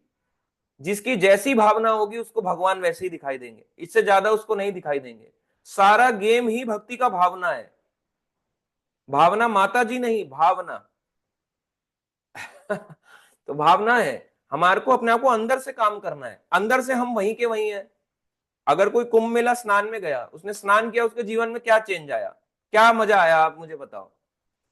एक कुंभ स्नान में व्यक्ति गया, वहां पे स्नान करके आया, वापस घर आया, उसको क्या जीवन में चेंज मिला? कुछ नहीं। तो लोग क्यों जाना चाह रहे हैं वहां पे? आप उनसे बहुत ऊंचे स्तर पे हो, नहीं भी जाओगे कोई फर्क नहीं पड़ेगा। जाओ, अच्छी बात है, उसमें कोई इशू नहीं है। जाओ, आप स्नान करके आए, महत्व जानते हो, ठीक है। नहीं भी गए तो ये मत सोचो कि हाय हाय हाय क्या होगा। ये हमारे लिए नहीं बना है। कुंभ स्नान उसके लिए है जो अपने पापों को धोना चाहता है। आपके लिए तब है कि हम एक पवित्र नदी में जा रहे हैं जहां पे अमृत का मंथन हुआ, और ये अमृत में हम स्नान करके आ रहे हैं। तो भगवान हमारी प्रार्थना को सुनिए। और स्नान भी तरह का होता है। अगर आप अपने घर के बाथरूम में भी नहा रहे हो, और बाथरूम में टिश टिश टिश केवल मग्गा लेके पानी डाल रहे हो, इसको कहते हैं गधा स्नान। डिश डिश ऐसे करके पानी डाल रहे हो, शावर के नीचे ऐसे खड़ा हो गए। गधा देखा आपने, गधा कैसे खड़ा हो जाता है? गधा पानी गिर रहा होता है बारिश का, ऐसे करके खड़ा रहता है, ऐसे करके। और लोग अपने घर में शावर में भी ऐसे करके खड़े रहते हैं, ऐसे पानी गिर रहा है उनके ऊपर। ये मजाक नहीं है, सच है ये। तो इसको गधा स्नान कहते हैं। गधा कभी मंत्र नहीं बोलता, इसलिए जो लोग स्नान करें और मंत्र ना बोले, वो गधा स्नान है। गधे या बैलों का स्नान उसको कहा गया। इसलिए स्नान करने का पीछे का लॉजिक बहुत जरूरी है। स्नान करना गलत नहीं है, हर चीज का कुछ ना कुछ लॉजिक होता है। जैसे एक बार एक वीडियो आई तो वहां पे बांके बिहारी मंदिर है, एसी का पानी टपक रहा, तो लोग उसको ऐसे करके चरणामृत के रूप में पी रहे। दूसरा भी आया, वो भी इसको एसी के टपकते हुए पानी को चरणामृत पी रहा। उसने ऊपर देखा ही नहीं कि वो एसी का पानी कहीं से टपक के लीक हो रहा है। तो सारे लोगों ने लाइन में लग के उसी की भीड़ फैला दी कि बांके बिहारी का चरणों का अमृत यहाँ दीवारों से घिर रहा है, जबकि वो था क्या, एसी का पानी गर्मियों का। तो आप देखो ऐसे ही होता है। अब जिस एसी के पानी को आप घर में नहीं पीते, वही व्यक्ति वहां धाम में जाके मंदिर के बाहर जाके एसी के पानी को पी रहा है, जो कि बहुत हार्मफुल है। तो ये है, भक्ति ऐसे नहीं बनेगी, इतना इजी नहीं है। कलयुग में आप सबसे ज्यादा परेशान शरीर से थोड़ा ना हो, आप अपने मन से दुखी हो। हम लोग, मैं भी, हम लोग अपने मन से दुखी हैं। स्नान करने से हमारा मन शांत नहीं होने वाला, ये बात तो तय है। ये बात तो तय है कि एक प्रयागराज के स्नान से हमारा मन कभी भी शांत नहीं होने वाला। जिन्होंने कर लिया, जो हो आए, उनको पूछ लो कि मन अभी कुछ शांत हुआ, वैसे ही चल रहा है, कह लेंगे ठंड थी वापस आ गए बस। आप देखते हो नागा साधु आ रहे हैं, बड़े बड़े बाबा जी आ रहे हैं, है ना, है ना। और पीठ, ये शंकराचार्य पीठ वाले आ रहे हैं, राजा धीराज, पता नहीं कौन कौन आ रहे हैं। अरे आने दो ना। आप शंकराचार्य की फिलॉसफी को जानते हो, मायावाद फिलॉसफी कहते हैं उसको। और चैतन्य महाप्रभु कहते हैं अगर कोई उनको सुन रहा है, मायावाद भाष्य सुनिले हैला सर्वनाश, उसका सर्वनाश चालू है, इससे अच्छा तो भौतिकता में जी लो। मतलब भौतिक बन के एंजॉय कर लो, मगर ये चीज में मत जाओ। जबकि देने वाले शिव जी, और उन्हीं शिव जी ने भक्ति मार्ग भी दिया हुआ है। उन्हीं शंकराचार्य ने ये चार धाम जो आप उत्तराखंड के देखते हो, उन्होंने स्थापित किए। यहां तक कि जो अभी करंट मंदिर है चार धाम के, द्वारकाधीश और इस तरफ के रामेश्वरम और जगन्नाथपुरी, इनको भी प्रिजर्व करने का हाथ जो है वो शिव जी का शंकराचार्य के रूप में ही है। तो उन्होंने बहुत कुछ लिखा, गीता महात्म्य लिखा, गोविंदम लिखा, इन्होंने कई शिक्षाएं दी, जगन्नाथ अष्टकम लिखा, मगर इन्होंने, क्योंकि भगवान कृष्ण ने इनको बात बोली थी, भक्ति भी सिखाने आ गए साथ साथ, की भक्ति भी दे दूंगा। और साथ साथ उन्होंने थोड़ा, क्योंकि भगवान कृष्ण का आदेश था, तो मायावाद भी फैलाया, कि मायावाद यानी ईश्वर निराकार है। और उसके पीछे भी रीजन था, क्योंकि लोग एनिमल किलिंग बहुत ज्यादा कर रहे थे। शास्त्रों पे जो लोग बौद्ध धर्म को गलत फॉलो कर रहे थे, उन बौद्ध धर्म को वापस लाने के लिए उन्होंने, क्योंकि पूजा पाठ तो कर नहीं सकते थे, और जब हम खुद को ही भगवान मानने लगेंगे तो क्या पूजा पाठ, उसकी आरती तो तुम उतारोगे नहीं, तो खत्म हो गया। इस कंसेप्ट को उन्होंने मायावाद कंसेप्ट दिया। तो लोग वहां जाके उनको सुन रहे हैं, उन्होंने क्या बोला, वो बोला, अरे कुछ नहीं है, आप बहुत ऊंचे स्तर पे हो, आप इन सब चीजों से दूर रहो। आप देखोगे कि बाकी लोग जा रहे हैं, आपको नहीं पता वो क्यों गए हैं, क्या पता वो किताब बेच के कई लोगों को भक्ति देने गए हो। प्रभुपाद जी कह रहे थे, उनके जब वह प्रयागराज था, तो उनके शिष्य कहते थे कि आप प्रभुपाद जी यहाँ पे क्या रखे, कुछ और भंडारे में कुछ, मतलब प्रसाद में कुछ और कुछ रखे। प्रभुपाद जी कह रहे नहीं, आप पूरी, आलू और खीर ऐसी चीजों को रखो, क्योंकि इंडिया में यही खाया जाता है, लोग इसको ही प्रसाद मानते हैं। अगर आज आप जैसे कद्दू की सब्जी या बैंगन का भरता भोग लगा के दे दोगे, लोग उसको प्रसाद नहीं मानते। लोगों के लिए प्रसाद क्या है, आलू पूरी, खीर और हलवा, तो वही बांटो आप लोग, क्योंकि वही लोगों को प्रसाद, जो दिखता है वही बिकता है, तो यही दिखाओ और यही बांटो। इस तरह से उन्होंने बैठ के, उनका पर्पस बहुत अलग था, हमारा पर्पस वो नहीं है। तो डिफरेंस है हमारे और उनकी थिंकिंग में। तो माया बहुत स्ट्रांग है, आपको पता नहीं चलेगा, खींचेगी, एक एक दो दो करके बार, कई बार खींचेगी। फिर वही बात आती है, गलत नहीं है, मगर ये सोच के कि मेरी चैंटिंग वगैरह बाद में होती रहेगी, पहले स्नान हो जाए, ये सब हो जाए, तो वो ठीक नहीं है। सबसे बड़ा स्नान कलयुग का यही है कि आपने मन को स्नान कराओ रोज हरे कृष्ण महामंत्र करके। जितना अच्छा आप चैंटिंग करोगे, उतना आपका मन शांत होगा। मन शांत होगा, शरीर धो ना धो चलेगा, अपने आप शरीर धुल जाएगा। जब मन शांत होगा तो शरीर भी साफ हो जाएगा आपका भारी, अपने आप आपको सारे रूल रेगुलेशन फॉलो होंगे। मन को शांत करना है, सारा ध्यान एक चीज में लगाना है कि कैसे मैं अपनी चैंटिंग को सुधारूं। और एक और इसमें चीज आती है, अब वैसे तो ये बात ठीक भी है कुछ हद तक, और कुछ हद तक ठीक नहीं भी है। कई बार भक्त जो होते हैं वो सोचते हैं कि अपनी माला को हम इसमें डुबा के, अपनी माला को स्नान करा के अपनी माला को शुद्ध कर रहे हैं। देखो, आप उसको माला को स्नान कराओ ये सोच के कि मैं तुलसी पे जल डाल रहा हूं, फिर कॉन्शियसनेस की बात है कि मैं तुलसी पे जल डाल रहा हूं या मैं नीम की माला पे जल डाल रहा हूं, तब ठीक है। मगर ये सोचना कि मेरी माला अपवित्र है, पवित्र कैसे होगी जब मैं इस कुंड में डुबकी लगा के कराऊंगा। मतलब आपके गुरु ने जो मंत्र दिया, वही उनके गुरु ने भी दिया, वही उनके गुरु ने भी दिया, वही उनके गुरु ने भी दिया, यानी कहीं जहां से भगवान कृष्ण से मंत्र चला आ रहा है, आप मंत्र पे डाउट कर रहे हो। भगवान कृष्ण ने ब्रह्मा जी को मंत्र दिया, हरे कृष्ण महामंत्र, ये परंपरा में आगे चले आया, यही चैतन्य महाप्रभु ने बोला, यही गोस्वामियों के थ्रू आगे चला आया, फिर यही आगे आगे चल के आके गौर किशोरदास बाबा जी, फिर प्रभुपाद जी के गुरु भक्ति सिद्धांत महाराज, फिर श्रीला प्रभुपाद, फिर गुरु महाराज, जो भी हैं, आपको अपने इस तरह से मिल रहा है, तो आप डाउट कर बैठे कि हमारे जो माला है पवित्र नहीं है। वो माला को हम पवित्र नहीं करते हैं, हम ये सोच के डालते हैं कि चलो तुलसी है, और ऑब्वियसली कभी ना कभी तो देखो कुछ ना कुछ गंदा हाथ लगेगा तो माला पे कलर भी लगेगा या उसका रंग भी लगेगा। तो रंग निकालने के लिए भी आप ये सोचो कि जैसे मैं अपने शरीर का मैल धोता हूं, वैसे ही माला को मैं धो रहा हूं या तुलसी पे मैं जल डाल रहा हूं। पर यह नहीं सोचना चाहिए कि माला इससे पवित्र होती है। माला तो भगवान के नाम से पवित्र होती है। आपकी माला, ये पता चल जाएगा कि हम कितनी माला करते हैं। जिन जो भक्त होते थे पहले, गोस्वामी या बड़े बड़े कोई भी हो, चाहे तुलसीदास हो या षट गोस्वामी हो, प्रभुपाद हो, उनकी माला काली पड़ जाती थी। मतलब जिसका भजन जितना स्ट्रांग होगा, काला पेंट नहीं मारते थे मालाओं पे। आजकल तो डायरेक्ट काली माला भी आती है, काले रंग की तुलसी माला जिसपे पेंट हुआ होता है, आपको लगेगा इससे बड़ा साधु कोई है ही नहीं। ऐसी भी माला आपको राधा कुंड पे टंगी भी मिल जाएंगी, इतनी बड़ी बड़ी, इतनी लंबी होगी कि 10 मीटर लंबी माला। आपके चैंटिंग बैग भी छोटा पड़ जाएगा, उसको बड़ा सा झोला लोगे, इतना बड़ा सा झोला बांध के, अरे कुछ ना, अरे इतनी बड़ी माला लेके आप क्या करोगे बताओ। बिल्कुल डार्क माला, आपको क्या तुलसीदास हो या आप प्रभुपाद जी हो या और कोई आचार्य हो क्या, कि आपको काली माला ही पे ही ताप करना है। अपनी माला को अब जप करके दिखाओ, एक साधारण माला पे उस पर जप करके दिखाओ कितनी उसमें फर्क पड़ा है। तो ये है, ऑब्वियसली तुलसी लोगे तो कुछ टाइम के बाद वो कलर भी उसका डार्क होगा, मगर आपने कितना स्ट्रॉन्ग चैंटिंग करी है ये पता चलेगा आपकी माला को देख के कितनी वो काली हो रही है। कई बार नेचुरली भी होता है, कई बार जप से भी होता है, उसका जप यानी स्ट्रांग है। मगर ये मत सोचना कि जिसकी व्हाइट है उसका स्ट्रांग नहीं है, हो सकता है उसकी बहुत ही व्हाइट माला मिली है उसको। आपने जब उसको फर्स्ट डे माला मिली थी, क्या देखी थी कि व्हाइट कलर की तो नहीं थी माला, एक की हो सकता है ब्राउनिश मिली हो, तो ब्राउन वाली तो जल्दी ब्लैक हो जाएगी, मगर व्हाइट ब्लैक होने में भी तो टाइम लगेगा। तो ये डिपेंड करता है, इसलिए कलर पे ना जाए। पर आमतौर पे जो आचार्य होते हैं उनकी माला काली हो जाती थी, क्योंकि उनको भगवान के नाम पे बहुत ज्यादा भरोसा था। बाकी एक्टिविटी भी जरूरी है, मगर ये भी जरूरी है। अगर माला छोड़ के कोई केवल स्नान करे, कोई फायदा नहीं। बिना मंत्र के स्नान करे तो भी वो गधा बैल का स्नान है। बिना कथा के कोई समझ के, बिना महत्व के स्नान करे तो भी फायदा नहीं।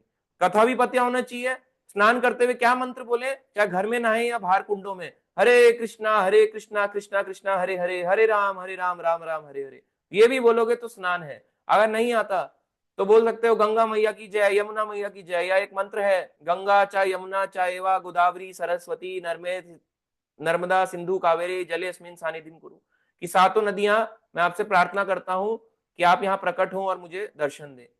अगर ये भी नहीं आता तो फिर बोल सकते हैं ओम अपवित्रा पवित्रो वा सर्वस्थाम गतो अपि वा या स्मरेत पुंडरीकाक्षम सा भाया अभ्यंतरम शुचि। अब ये मुश्किल है, ये भी नहीं आता तो श्री विष्णु श्री विष्णु श्री विष्णु कुछ बोलना चाहिए।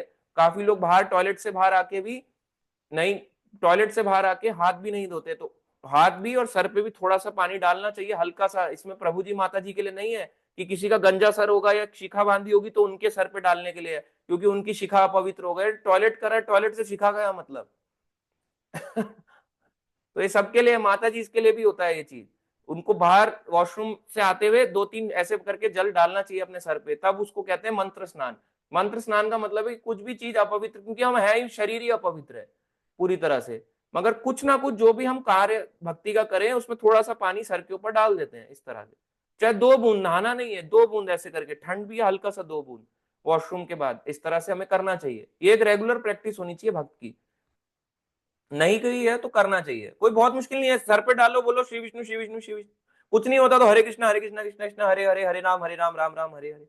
और पानी में जाओ तब भी यही बोल सकते हो, चाहे घर के पानी हो, समुद्र का हो या नदियों का हो, कहीं पे भी स्नान करें कुछ ना कुछ बोलना चाहिए। एक बार ही बोलो, पर बोलो।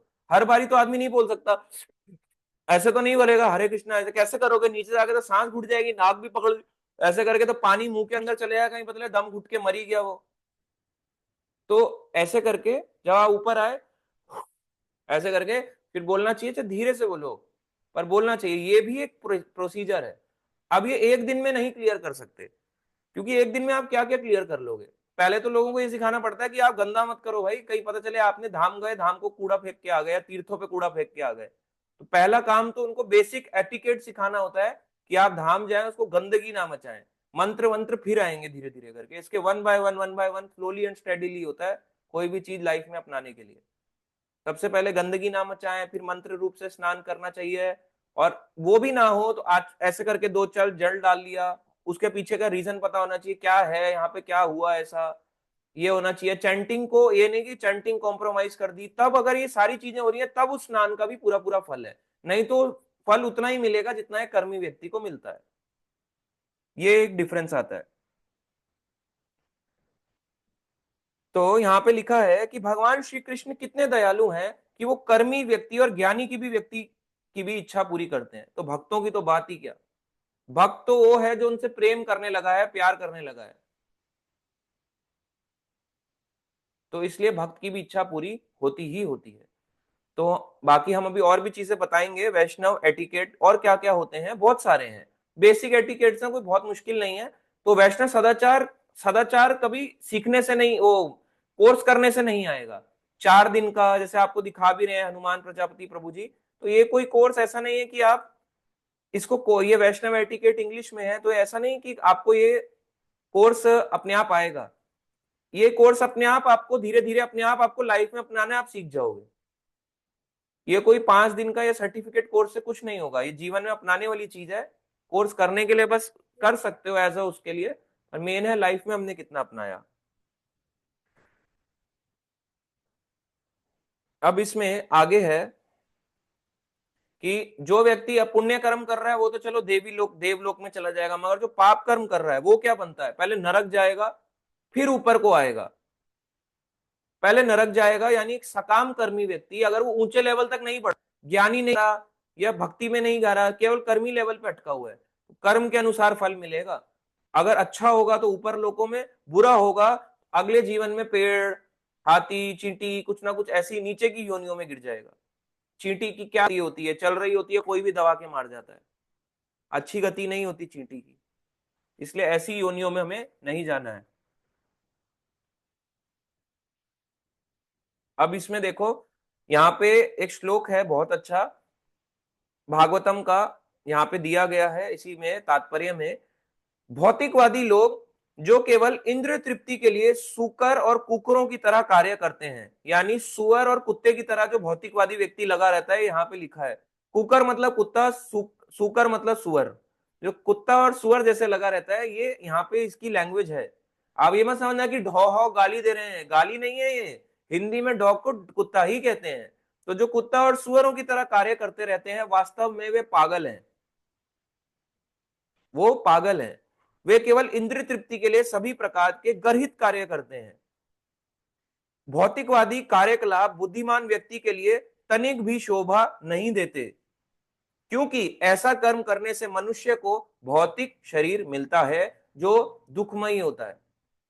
तो कभी भी ऐसा कार्यों में नहीं करना जो कुत्ते और सुअर भी कर रहे हो, क्योंकि वो क्या करता है, बच्चे पैदा करता है। सुअर की प्रजाति हमसे ज्यादा होती है, इंसान एक बारी में एक बच्चा, दो बच्चा, ट्रिपलेट्स को जन्म दे देगा, मगर सुअर एक ही बार में कई बच्चों को जन्म देते हैं।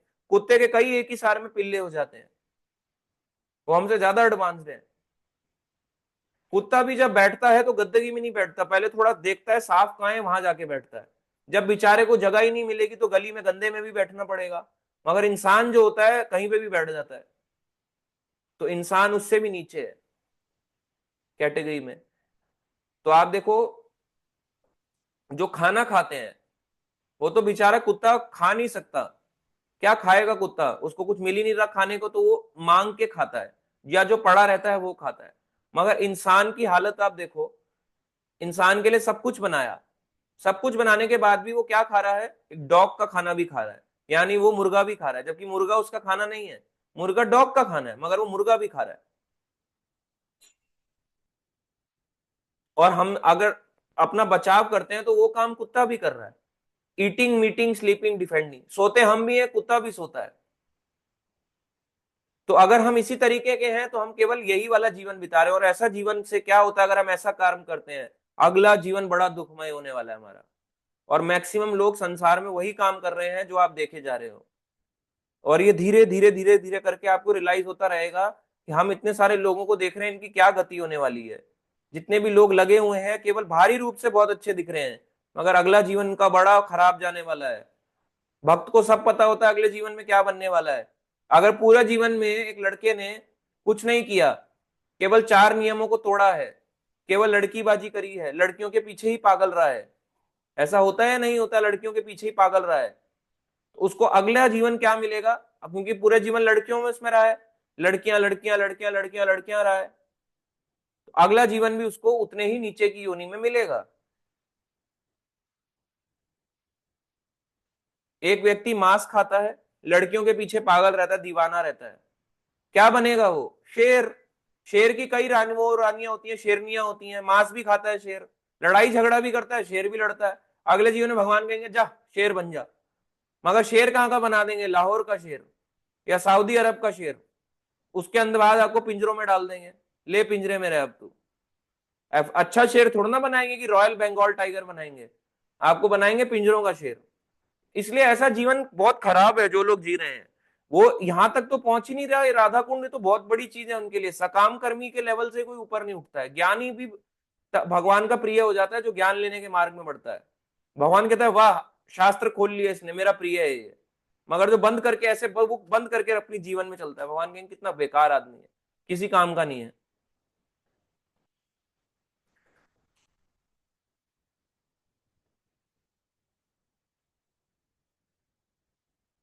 इसमें अब आगे बढ़ते हैं, बाकी आप इसका तात्पर्य खुद पढ़ सकते हो, मैं वैसे मैक्सिमम एग्जांपल दे दे के क्लियर कर रहा हूं, बाकी आप खुद भी पढ़ेंगे तो आपको समझ आएगा और पूछ भी सकते हैं। तो ये भगवान भी बात कहते हैं कि मनुष्य नाम सहस्त्रेषु कश्चित ददाति सिद्ध है, कि हजारों हजारों मनुष्यों में से कोई ऐसे होते हैं जो इस भक्ति मार्ग में आते हैं, यानी जो इस ज्ञान मार्ग पे आते हैं, और उनमें से भी कुछ ही ऐसे होते हैं, कोई विरला ही जो भगवान तक पहुंच पाता है, यानी रेयर ऑफ द रेयर ही कोई भगवान तक पहुंच पाता है। 7वें अध्याय में ये बताया गया। तो आप देखो इतने सारे लोग भक्ति मार्ग में, केवल मनुष्य नाम सहस्त्रेषु, हजारों मनुष्यों में से कुछ ही ऐसे होंगे जो इस मार्ग पे चलेंगे, ज्ञान के मार्ग में। और इस ज्ञान के मार्ग में से कोई ऐसा रेयर ऑफ द रेयरेस्ट होगा जो भक्ति में आएगा, और भक्ति भी वही करने के बाद वही शुद्ध भक्ति तक आ पाएगा, रेयर ऑफ द रेयर। हर किसी के लिए ये आसान नहीं है, मगर हम इसको कर पा रहे हैं तो हमें थैंकफुल होना चाहिए भगवान को, और हमने कुछ ऐसा अच्छा चॉइस ऐसी कर ली जो हमें ये रास्ता मिल गया। अब हम ना तो कर्मी बचे, ना हम ज्ञानी बचे, अब हम उससे ऊपर लेवल पे हैं। कर्म और ज्ञान के लेवल से आप ऊपर आ गए हो सकता है श्लोक ना आते हो, मगर आपका लेवल ऊंचा है। आपको प्रेम है, उनको प्रेम नहीं है, यही सबसे बड़ा डिफरेंस है।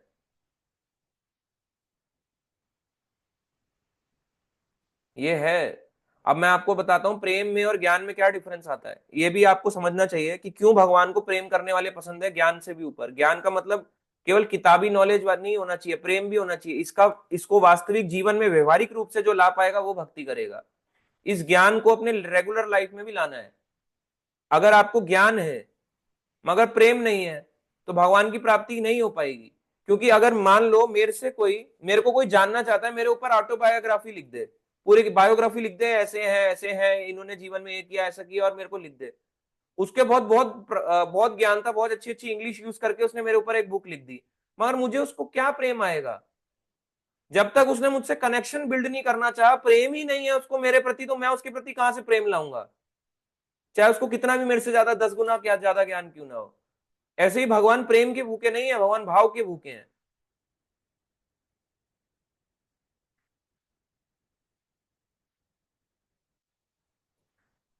तो अब इसमें आगे बढ़ते हैं। भगवान भगवत गीता में कह रहे हैं, बहुनाम जन्मनाम अंते ज्ञानवान माम प्रपद्यते वासुदेव सर्वम इति सह महात्मा सुदुर्लभ। अनेकानेक जन्मों के बाद ही कोई वास्तव में ज्ञान प्राप्त करता है। वास्तव में उनके अनेकानेक जन्म लग जाते हैं। ग्रुप होगा बहुत बड़ा, मगर बहुत ही कम लोग आते हैं सुनने के लिए। क्यों? ये बोला गया यहाँ पे, बहुनाम जन्म नाम अंते, बहुत जन्म लगेंगे उनको, बहुत जन्मों के बाद ही कोई इस मार्ग पे आएगा, अभी इस मार्ग पे नहीं आ पाएगा। वह मुझे समस्त कारणों का कारण तथा प्रत्येक वस्तु का कारण जानकर मेरी शरण को ग्रहण करेगा। ये भगवान ने बोला, ज्ञानवान माम प्रपद्यते, यानी ज्ञान से मुझे जान पाएगा कि वासुदेव सर्वम इति, यानी भगवान श्री कृष्ण ही सर्वम, यानी सब कुछ भगवान श्री कृष्ण से ही बनता है, सब कुछ भगवान श्री कृष्ण ही कंट्रोल कर रहे हैं। स महात्मा सुदुर्लभ, ये नहीं बोला दुर्लभ, सुदुर्लभ, यानी ही इज वेरी रेयर। बहुत ही रेयर व्यक्ति होगा जो भगवान तक पहुंच पाएगा, बहुत जन्मों के बाद भी मार्ग पे आ पाएगा। अपने आप को बिल्कुल छोटा मत समझो कि मैं बेकार हूं, मेरे को फेंका हुआ हूं, कचरे का आदमी हूं। अपने आप को नीचा मानना है, मगर इतना भी नहीं कि हम ये समझें कि कर्मी व्यक्ति हमसे ज्यादा ऊपर है, हमने उसकी शरण ले ली, या कोई ऐसी चलता फिरता ज्ञानी है, मायावादी है, उसकी शरण ले ली। तो कर्मी और ज्ञानी व्यक्ति से बचना भी होता है हमें लाइफ में, बहुत जरूरी है। या वहां गए प्रयागराज में, खुद भी वो बोले कितना बड़ा वैरागी है, मैं भी ऐसी बन जाता हूँ, आप भी नागा साधु। अरे नागा साधु को बहुत जन्म लगेंगे केवल हरे कृष्णा बोलने में भी। तो एक हरे कृष्णा का महामंत्र की माला जप करने के लिए भी उसे कई जन्म बताने पड़ेंगे। बहुनाम जन्मनाम अंते, कई जन्म के अंत होने के बाद वो बन पाएगा। आमतौर पे बोला गया, भक्ति विनोद ठाकुर ने, जो प्रभुपाद जी के गुरु के पिता थे, जिन्होंने कृष्णा कॉन्शियस मूवमेंट स्टार्ट किया, मायापुर का लैंड फाउंड किया, बहुत सारी बुक्स लिखी, अंग्रेजों के लिए डिस्ट्रिक्ट मजिस्ट्रेट थे, अंग्रेजों ने उनके लिए पटरी बिछा दी कि इनको एक पटरी से ऑफिस लाया जाए, एक स्पेशल ट्रेन निकाली जाए इनके घर से, इनको ट्रेन के लिए लाया जाए, क्योंकि अंग्रेजों को भी उनकी जरूरत पड़ती थी। तो वो कह रहे थे, उन्होंने लिखा है कि कोई 100 जन्म तक, पहले व्यक्ति क्या होता है, कर्मी ज्ञानी होने के बाद 100 जन्म तक मायावादी होता है। मायावाद के बाद 100 जन्म, वो तो तब 100 जन्म जब उसको मनुष्य जीवन मिलेगा, नहीं तो क्या करेगा वो? ऐसे ही डूबता, ऐसे ही इधर उधर डोलता रहेगा। फिर उसके बाद वो सूर्य की उपासना करेगा अगले 100 जन्म। उसके अगले 100 जन्म तक वो क्या करेगा? वो गणेश जी का उपासक बनेगा। उसके 100 जन्म फिर वो पार्वती का उपासक बनेगा। फिर उसके 100 जन्म शिव जी का उपासक बनेगा। 100 जन्म विष्णु की केवल आराधना करने लगेगा, तब जाके भक्ति मार्ग में आएगा। इतना इजी नहीं है भक्ति करना, हर किसी के लिए नहीं है। अगर आज आपने हरे कृष्णा करा है, आपने बहुत जन्म बिता लिए ऐसे, अब टाइम आया है कि जन्म खत्म करें और जन्म ना बिताएं। अगर हो भी, गलती से रह भी जाए, उतनी तो कम से कम करो कि मृत्यु के समय तक भगवान साथ में स्मरण रहे।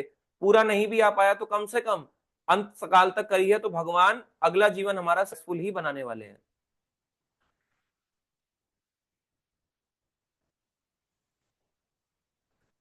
सबसे श्रेष्ठ जो भक्त हैं इसलिए गोपियां कही गई, क्योंकि उनको ये जो फिलॉसफी है, बोलना नहीं पड़ता कि बहुत जन्म लगेंगे, वो जन्म लगेंगे, वो कह रहे हैं कई जन्म लग जाए कोई बात नहीं, हम नहीं जाना चाहते भगवान के धाम को, इसलिए उनको सर्वश्रेष्ठ भक्त कहा गया। जो भी शुद्ध भक्त होता है वो भगवान के धाम को ही नहीं जाना चाहता। शुद्ध भक्ति का एक लक्षण है कि उसको भगवान का धाम नहीं चाहिए, उसे केवल क्या चाहिए, प्रेममयी भक्ति, जहां भी रहूं भगवान से प्रेममयी भक्ति मिलती रहे, प्रेम बना रहे भगवान के लिए, और कुछ नहीं चाहिए। क्या हनुमान जी शुद्ध भक्त नहीं थे? अभी हम चित्रकूट यात्रा में गए, क्यों हनुमान जी इतना समय रहने के बाद भी वापस बोलते हैं कि मैं यहीं रहना चाहता हूं और राम नाम का प्रचार करना चाहता हूं? क्योंकि हनुमान जी को आनंद आता है, प्रचार में ज्यादा आनंद है। जो करता है उसको ही पता है इसके पीछे का सीक्रेट। आप भी जरूरी नहीं है कि बहुत बड़ा कथा में बैठ के आसन करो, मगर अगर आप करोगे, लोगों को बताओगे, तब आपको पता चलेगा कि इसमें जो आनंद है वो किसी चीज में नहीं है। इसलिए प्रचार का अपना ही एक आनंद है, बहुत बड़ा आनंद है प्रचार करने का। इसलिए हनुमान जी ने कहा नहीं नहीं नहीं नहीं, कहां जा रहे हो, साकेत धाम लेके यहीं छोड़ दो। तो भगवान राम ने कहा कि आप कहां निवास कीजिए, यहीं पे प्रचार कीजिए, और रहिए कहां, चित्रकूट में।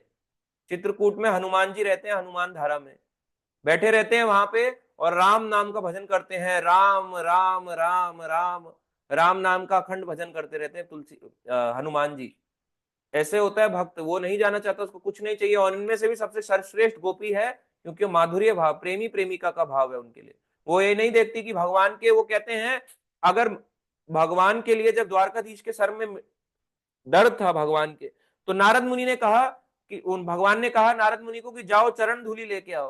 तो नारद मुनि जो है पहले कहीं गए ब्रह्मा के पास, बोले हम तो यही करते हैं, गोविंदम आदि पुरुषम तमाम भजामी।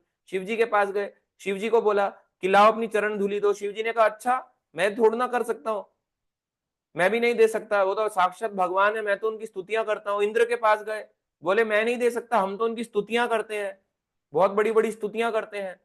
गोपियों के पास गए, गोपियां बोली अच्छा दर्द है तो चलो हम भी, हम चरण धूलि देंगे। नारद मुनि ने कहा क्या तुम्हें डर नहीं लगता, मैं तुम्हारे को वृंदावन से द्वारका ले जाने आया हूं, तुम हाँ कर दी, बड़े बड़े देवताओं ने मना कर दिया। उनके सर में दर्द है, वो भी तो शुद्ध भक्त हैं, ब्रह्मा शुद्ध भक्त हैं, शिव जी शुद्ध भक्त हैं, और भी कई शुद्ध भक्तों के पास गए, उन्होंने मना कर दिया। क्यों? क्योंकि वो भगवान मानते थे। जो गोपियां थी वो कृष्ण को भगवान नहीं मानती थी। वो कहते अच्छा हमारे कृष्ण के सर में दर्द है तो चलो अब अभी चलेंगी। तो नारद मुनि ने कहा क्या तुम्हें डर नहीं लगता कि तुम्हें नरक मिल जाएगा उनको चरण धूलि देने से, भगवान के तुम्हारी धूलि लगाएंगे? बोले नरक भी मिल जाए तो भी हमें स्वीकार है। इसलिए नारद से भी ऊंची भक्ति किसने करी? गोपियों ने। क्योंकि चाहते तो नारद मुनि ही दे देते, पर वो दे नहीं पाए, उनको डर लग रहा था कि जिनका मैं नाम नारायण नारायण करता रहता हूँ कहीं मुझे मुझे ही नरक ना मिल जाए। सारे लोग डर गए मगर गोपियां नहीं डरी, और वहां आई राधा रानी भी आई और उन्हें चरण धूलि दी, और उसी का हम तिलक लगा के आज हम बैठे हुए हैं। इसलिए गोपियां सबसे ऊंची भक्त हैं, सारे शुद्ध भक्तों में से सबसे ऊंची गोपियां हैं। और उनको भगवान कृष्ण से बदले में किसी चीज की आशा नहीं है। भगवान मथुरा गए, बोल के मैं जल्दी आऊंगा, फिर गए द्वारका, फिर बोले जल्दी आऊंगा, मगर लौटे नहीं। और कब लौटे? जब जब वापस उनको बुलाया गया कि उनको वापस ब्रज में ले जाया जाए। कृष्ण जब सोते सोते हमेशा नाम लेते रहते थे, राधा राधा राधा करके बोलते रहते थे। तो रुक्मणी ने कहा किसका नाम लेते रहते हो आप हर समय? जब देखो तुम किसी एक ऐसी स्त्री का नाम लेते रहते हो, किसके चिंतन में रहते हो? रुक्मणी रुक्मणी होना चाहिए, राधा राधा कौन है? एक ही वर्ड से है, एक ही लेटर से है, आर है, तुम्हारा भी आर है, तुम्हारा भी आर है, ये आर आर वाले, मगर वर्ड में डिफरेंस कैसे? मेरा नाम तो रुक्मणी है, राधा राधा कहाँ है, ये कौन है ये? उसको जानने के लिए वहां पे उद्धव जी भी आए जो कृष्ण के चचेरे भाई थे। उन्होंने कहा कि मैं भी एक बार वचन दे के आया था गोपियों को, मगर अभी तक मैं नहीं लौटा हूं, मैं नहीं जाऊंगा। शायद आप लोगों ने कथा सुनी नहीं सुनी, आप लोगों को सुनना चाहिए। मैं कथा आप लोगों को बैक टू बैक शेयर कर रहा हूँ, इतनी सारी चीजें। वृंदावन में जगन्नाथ जी का प्राकट्य, अभी आज उसका सेकंड पार्ट भी डाला कि कैसे चैतन्य महाप्रभु ऐसे करके गिर गए। जो जगन्नाथपुरी हो आए, जिन्होंने गए, आप तीर्थ में नहीं नहाए, आप महातीर्थ नहाए हो, तीर्थराज में नहीं नहाए, आप महातीर्थ में होके आए हो। क्यों? क्योंकि चैतन्य महाप्रभु ने अपने हाथ से उस समुद्र में हरिदास ठाकुर को स्नान कराया, उनका अंतिम संस्कार वहां पे जाके किया चैतन्य महाप्रभु ने। इसलिए वो जो जल है समुद्र का, वो कह रहा है इतना भाग्यशाली कौन होगा जो अखंड नाम जपता है, 192 माला करता है रोज, जो नाम आचार्य हरिदास ठाकुर है, उसकी चरण हमारे नदी, हमारे समुद्र पे पड़ गए, समुद्र देवता भी हिल गए पूरे के पूरे। इतने शुद्ध भक्त के चरण मेरे उस पे पड़ गए कि हमारे पाप कौन धोएगा, हमारे पाप ऐसे भक्त धो डालेंगे जब उसमें चरण करेंगे। तो चरण रखने से आप तीर्थराजों में नहीं नहाए, आप तीर्थराज के महान महातीर्थ में नहाए हो, जहां चैतन्य महाप्रभु डूब गए, ऐसे छलांग लगा दी और उसमें बहते हुए आ गए। बोले आज मछली फंसी है, माछ आई है इसमें, गोल्डन कलर की माछ, और पकड़ के उनको बाहर निकाला। देखा कि एक गोल्डन मैन है, उसके हाथ पैर ऐसे करके ढीले हुए पड़े हैं, और ऐसे करके उनको बाहर निकाल के देखा कि ये कौन है, ये कौन है? चैतन्य महाप्रभु। तो वो तीर्थ नहीं है, वो तीर्थों का भी महातीर्थ है, तीर्थराज से भी बहुत ऊपर है जगन्नाथपुरी का। और जिसने सुना वो भी एक तरह से है, क्योंकि उसने उसकी महिमा सुनी, उनको भी उसका फल मिलेगा, तो आपको सुनना चाहिए। ऐसे ही जब कृष्ण परेशान थे कि कौन, कि मैं तो हमेशा राधा रानी के उसमें ही रहता हूँ, उद्धव जी आए, उद्धव जी बोले मैं वचन दे के आया था, लेके आऊंगा, अभी तक नहीं लेके गया, मैं नहीं जाऊंगा। बलराम जी बोले मैं भी वचन दे के आया था अपनी माताओं को, अभी तक हम नहीं लौटे द्वारकाधीश से, वहां मैं भी नहीं जाऊंगा। मगर गोपियों का प्रेम वैसे का वैसे ही बना रहा। ऐसा नहीं था कि 100 साल बाद आएंगे, 100 साल तक राधा कृष्ण का वियोग है तो चलो कोई किसी और को पकड़ लेते हैं 100 साल में। आजकल की एक माता को या एक लड़की को 10 दिन भी कोई लड़का ना मिले या लड़के से बात ना हो तो किसी और को पकड़ लेगी। मैं सच बोल रहा हूं या नहीं बोल रहा? ये हमारे को पता है। अगर मैं अपने अभी ले लेता हूं, लड़का भी हो, कृष्ण राधा रानी के ख्याल में खोए में, क्या हम ऐसे हैं? हमारी उनकी भक्ति भी तो इतनी ऊंची होगी जो कृष्ण उनके प्रेम में ऐसे सोच रहे हैं। अगर हम लड़का है, अगर वो 10 दिन कोई लड़की बात ना करे, पता क्या बोलेगा? I think she has blocked मी, और उसका नंबर ब्लॉक करके उसको साइड कर देगा। उनके बीच का जो प्रेम है वो बहुत बहुत गहरा है, राधा कृष्ण के बीच का और गोपियों और कृष्ण के बीच का। इसलिए वापस उनको वापस जब ले जाया गया भगवान कृष्ण को, अगर आप उस पार्ट्स को देखोगे वृंदावन में जगन्नाथ प्रकटे और आज वाला, तो जब वापस कृष्ण भगवान कृष्ण को ले जाया गया तो कृष्ण डोलते हुए गए। इसलिए वो उनका क्या रूप बन गया? जगन्नाथ का। उनकी जैसे ही उन्होंने देखा रात अपने ब्रजवासियों को, तो उनकी आंखें बड़ी बड़ी हो गई, उनका शरीर सिकुड़ गया और उनके हाथ ऐसे हो गए, अपने हाथ आगे बढ़ा के, यानी उनसे गले लगना चाहते हैं। तो जगन्नाथ जी का उन्होंने स्वरूप पा लिया। तो जगन्नाथ और कृष्ण में कोई डिफरेंस नहीं है। ऐसे ही इसको विरह भाव को सबसे ऊंचा बताया गया। यही विरह भाव में चित्रकूट में भी बताया, क्योंकि स्टोरी सबको पता है, मेरे से अच्छी पता होगी, मगर विरह भाव जो भरत जी का था वो बहुत ज्यादा था। विरह में भक्ति कैसे करें वो इंपॉर्टेंट है। वापस भक्त जब धाम से घर आ जाए, क्या वो तब फॉलो कर रहा है? तब उसको पता चलेगा कि हाँ मैं भरत जी से सीखा। नहीं तो हम भरत जी से ऑब्वियसली कॉपी नहीं कर सकते, पर कुछ तो सीखा जीवन में कि क्या जीवन में करना क्या था, तो वो टीचिंग्स फॉलो करनी है हमें कि यहाँ से क्या टीचिंग मिली। ऐसे ही गोपियां सबसे ऊंची हैं, हम गोपियों को कॉपी नहीं कर सकते, मगर ये सीख सकते हैं कि गोपियों ने इतने साल के विरह के बावजूद भी कृष्ण का त्याग नहीं करा, और हम कुछ ही सालों में भगवान का त्याग कर देंगे। जबकि भगवान 100 साल राधा रानी से सेपरेट रहे एक श्राप के कारण। वो श्राप ऑब्वियसली एक लीला थी। राधा रानी ने श्रीधाम को श्राप दिया, श्रीधाम ने राधा रानी को श्राप दिया कि जाओ तुम नीचे चली जाओ, तुम्हारा भी पतन हो जाए। इसके ऊपर भी एक कथा करी थी राधा रानी को श्राप, राधा अष्टमी पे, वो भी आप सुन सकते हो। तो वो जो है, क्योंकि लीला रूप में, हालांकि कोई श्राप लगता नहीं है, मगर लीला दिखा रहे ना, नहीं तो कैसे दिखाएंगे। तो राधा रानी नीचे आ गई, 100 साल का वियोग रहा, मगर राधा कृष्ण कभी भी अलग नहीं हुए। गोपियों ने कभी भी कृष्ण को वैसे ही देख के आलिंगन कर लिया जब वो वापस अपने द्वारका से वृंदावन को लौटे। तो इसीलिए उनका जो भाव है सबसे ऊंचा है, ये समझना जरूरी है। ये टीचिंग ज्यादातर लोगों को नहीं पता होती, इसलिए वो गोपियों को हर चीज को गलत रूप में देखते हैं। उनका जो प्रेम है वो अनकंडीशनल लव है। लव का मतलब ही अनकंडीशनल होता है, कंडीशनल लव नहीं होता। हमारे संसार में कंडीशनल लव होता है, मगर ओरिजिनली जो लव होता है वो अनकंडीशनल होता है, यानी उसमें कुछ मिले ना मिले ठीक है। क्या कहते हैं चैतन्य महाप्रभु कि आप मेरा चाहे प्रगाढ़ आलिंगन करें या मुझे फेंक दें, तब भी आप मेरे प्राणनाथ ही रहेंगे।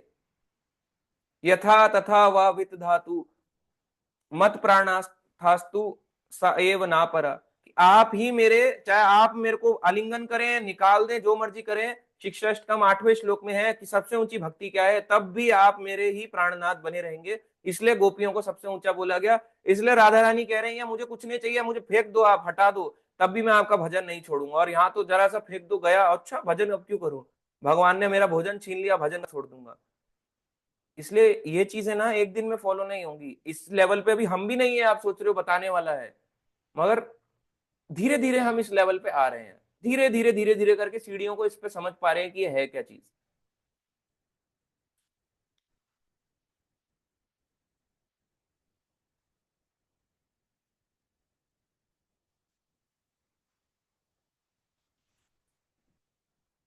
तो यहाँ राधा रानी को सारी गोपियों में सबसे सर्वश्रेष्ठ कहा, क्योंकि जब चैतन्य महाप्रभु आए तो उन्होंने गोपी भाव लिया, मगर गोपी कौन सी सबसे ऊंची गोपी, राधा रानी का भाव लिया, ना ललिता का भाव ना विशाखा का भाव, उन्होंने लिया राधा रानी का भाव। इस पे सबसे ऊंची गोपी का भाव कि कैसे भक्ति करनी है, उस रूप में चैतन्य महाप्रभु आए हैं, इसलिए सबसे ऊंचा है। ये जो बुक ही है, ये देखने में बड़ी छोटी सी है, बहुत छोटी है, मगर ये तभी समझ आएगी एक व्यक्ति को जब वो कुछ ना कुछ रेगुलर रीडिंग कर रहा होगा, कुछ ना कुछ पढ़ता हो, चाहे गीता पढ़ता हो, कोई छोटी किताब पढ़ता हो, तब वो समझ पाएगा। और कोई उसको बताने वाला हो, नहीं तो उसको एक नॉर्मल हो सकता है उसने पढ़ लिए, पन्ने पलट लिए और वो समझ नहीं पाएगा किताब को, क्योंकि इस बुक का काम है शुद्ध भक्ति की ओर को लेके जाना। और कैसे लेके जाएगी, जब आपको ऐसे शुद्ध भक्त का एग्जाम्पल देगी, राधा रानी या फिर गोपियां, जब इनका एग्जाम्पल मिलेगा तो ही तो हम शुद्ध भक्ति की ओर को दौड़ेंगे, कि उसको कुछ नहीं चाहिए होता शुद्ध भक्त को। इसलिए एक बुक है ही ये 11 श्लोक कि हम कैसे शुद्ध भक्ति को प्राप्त कर सकते हैं। इसलिए रूप गोस्वामी ने कहा कि राधा रानी सबसे ऊंची है और राधा कुंड जो है सबसे ऊंचा पूज्य स्थल माना गया है।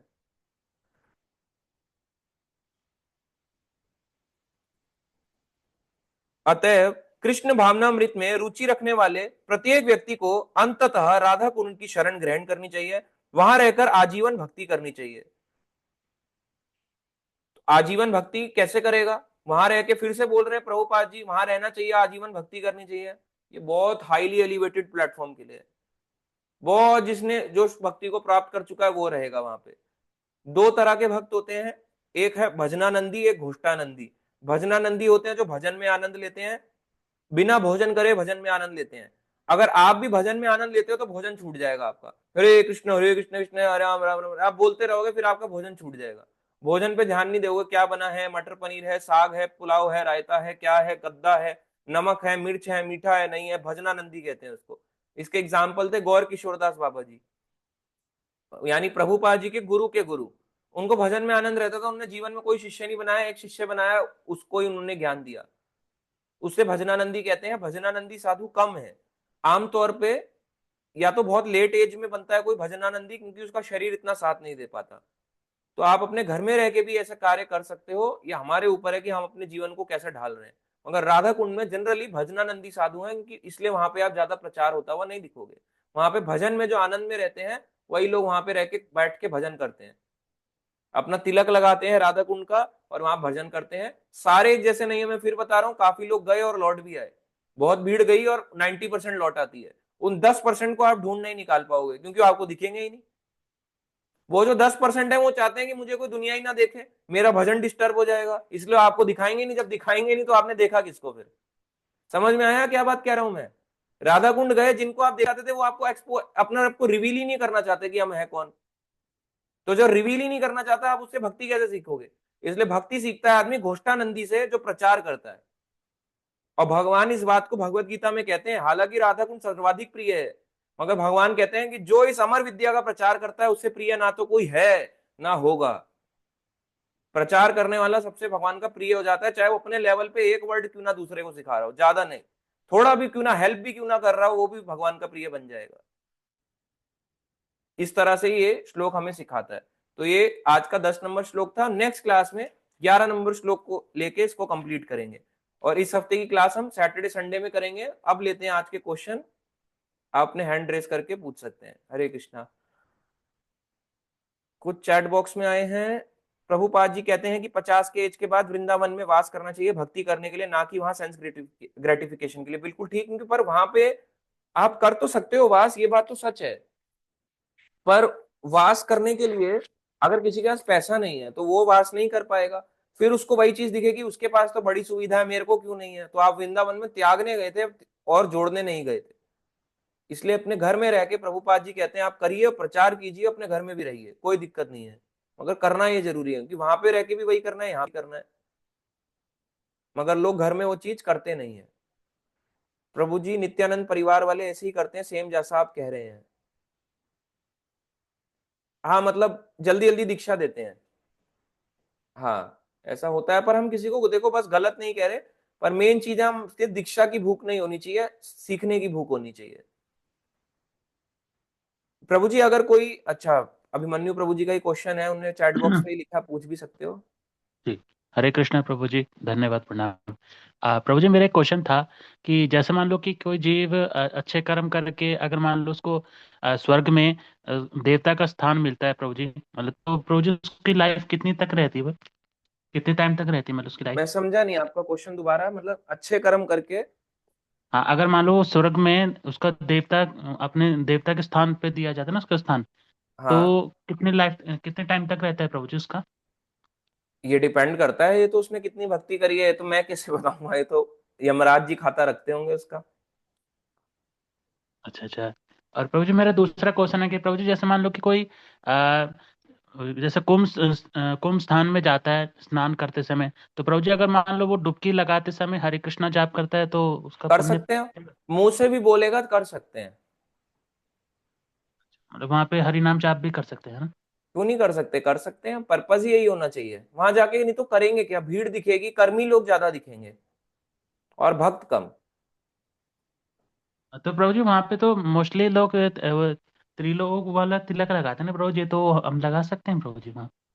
चंदन का लगाते हैं, तो चंदन तो ऐसे करके लगाने में कोई दिक्कत नहीं है, चंदन है तब तो ठीक है। त्रिकोण के शेप में भी लगाते हैं प्रभु जी कुछ लोग, मतलब। अच्छा, ये त्रिपुंड हाँ हाँ। ऐसे जी जी करके, जी। वो क्योंकि जी वहां जी। पे पास काशी विश्वनाथ है, इसलिए वहां पे प्रयागराज में मायावाद व्यक्ति ज्यादा रहते हैं, इसलिए वो उसको प्रमोशन ज्यादा करते हैं। जी प्रभु जी, यही क्वेश्चन था प्रभु जी मेरा, हरे कृष्ण। हाँ, हरे कृष्णा प्रभु जी। नेक्स्ट, ठीक है, और देखते हैं चैट बॉक्स में। दीप कौशिक माता जी, जी प्रभु जी ऐसा होता है। हाँ, जो आज के लेक्चर से रिलेटेड था, हाँ जी। प्रभु जी ब्लैक कलर ही क्यों होता है। अच्छा, तिलक का ब्लैक कलर इसलिए होता है राधा कुंड का, क्योंकि राधा रानी किसके स्मरण में रहती है, कृष्ण के। तो राधा रानी का जो भाव कृष्ण के प्रति होता है, इसलिए उसका तिलक ब्लैक होता है। हाँ, आपका क्या क्वेश्चन है। हरे कृष्ण प्रभु जी। प्रभु जी माला का मैं पूछ रहा था, वो माला का क्यों होता है? माला का मतलब ब्लैक कलर हो जाता है ना, मतलब जो आचार्य मतलब वो बहुत मतलब वो होते हैं, वजनानंदी होते हैं जो मतलब। वैसे ये बोला जाता है कि उनकी जो माला होती है, तुलसी पकती है अपने आप, उनकी माला से अपना कलर श्याम रंग लेने लगती है, क्योंकि तुलसी कृष्ण की सेवा में लगने लगती है, ज्यादा से ज्यादा भगवान की सेवा में आती है, इसलिए उसका रंग श्याम रंग होने लगता है, तो काला हमें दिखाई देता है। ओके प्रभु जी, ओके प्रभु जी, हरे कृष्ण प्रभु जी। ठीक है, नेक्स्ट लेते हैं क्वेश्चन। ऐसा किया था प्रभु जी, मंत्र भी चैंट किया था, दीप कौशिक माता जी कह रही हैं, तब अच्छा है माता जी। सॉरी माता जी, सॉरी प्रभु जी, क्लास लेट हो गई, प्रीति माता जी कोई बात नहीं। वैष्णव एटिकेट का पाठन कीजिए, हाँ कर सकते हैं। सर पे पानी क्यों डालना चाहिए टॉयलेट के बाद, अंकिता निधि, इसलिए शुद्धि के लिए, क्योंकि आप अगर बाहर से आए हो, टॉयलेट से आए हो, तो ऑब्वियसली हम उसको अपवित्र अवस्था मानते हैं, इसलिए हम नहा नहीं सकते, तो सर पे ऐसे जल डाल सकते हैं और हरे कृष्णा महामंत्र बोल सकते हैं, या बोल सकते हैं श्री विष्णु श्री विष्णु श्री विष्णु, एक सिंपल है, इसमें कोई स्पेशल लर्न करने की जरूरत नहीं है। मंत्र वैसे इसका अलग है, ओम अपवित्र पवित्रो वह सर्वस्थाम गतोपि वह, या स्मरेत पुंडरी काक्षम सा भया अभ्यंतरम शुचि। श्री विष्णु श्री विष्णु श्री विष्णु नहीं आता, सेकंड नंबर पे श्री विष्णु श्री विष्णु श्री विष्णु, ये भी नहीं आता, तो तीसरे नंबर पे हरे कृष्णा कृष्णा कृष्णा हरे हरे, हरे राम राम राम हरे हरे। ठीक है।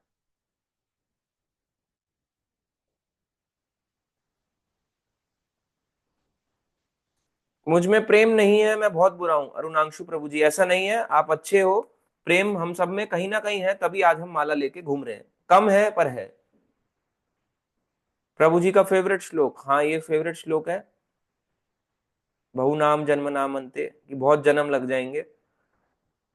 अभिमन्यु प्रभु जी, अगर कोई जीव लाइफ में एक बार वन टाइम हरे कृष्णा बोलता है तो क्या उस जीव का सारा लाइफ का पाप नष्ट हो जाता है? क्या सारा नहीं होगा, कुछ होगा, क्योंकि अभी उसने उतनी शुद्धता से नहीं लिया। गीतांजलि माता जी, नागा साधु क्या होते हैं प्रभु जी? ये माता जी ध्यान योग का बेसिकली प्रोसीजर करते हैं, हठ योग। ध्यान योग का एक पार्ट है हठ योग, ये उसका फॉलो करते हैं। यानी सर्दी होगी तो ठंडे पानी में चले जाना, गर्मी होगी तो चारों तरफ आग के कोल्हू जला के बीच में बैठ जाना, अलग अलग तरह की शारीरिक तपस्याएं करना ऊंचे लोकों में जाने के लिए। और इसलिए कुंभ में भी जो कई लोग होते हैं, वो यही साधु अलग अलग जगहों से यहाँ पे आते हैं। उनको कोई इनविटेशन कार्ड नहीं दिया या कोई व्हाट्सएप मैसेज नहीं डाला, उनको पता चल गया, ऑटोमेटिकली आ गया, और वो सारे के सारे दौड़े चले जाते हैं। इसलिए लाखों की संख्या में आते हैं अपने को एलिवेट करने के लिए, हाईली प्लेटफॉर्म पे जाने के लिए। और भक्त का पर हाईली ऊंचे उस पे नहीं जाना चाहता, भक्त भगवान की भक्ति पाना चाहता है, उस भाव से जाता है। भगवान से जब प्रेम भगवान से डर के बाद जाए, समझा नहीं आपका क्वेश्चन। प्रभु जी नाम आचार्य किन के रूप थे? हरिदास ठाकुर ब्रह्मा जी के। और नेक्स्ट है आजकल रिएक्शन, ढूले ढूले गोला चांद्र, हाँ ये भी एक भजन है। हनुमान प्रजापति प्रभु जी, गोपी एंड भगवान का प्रेम इटरनल टाइम से बढ़ता जाता है, कम नहीं होता। हाँ, प्रेम बढ़ता है, कभी घटता नहीं है। एक पल के लिए भी गोपीजनों ने कृष्ण को नहीं बोला, correct, love is top most.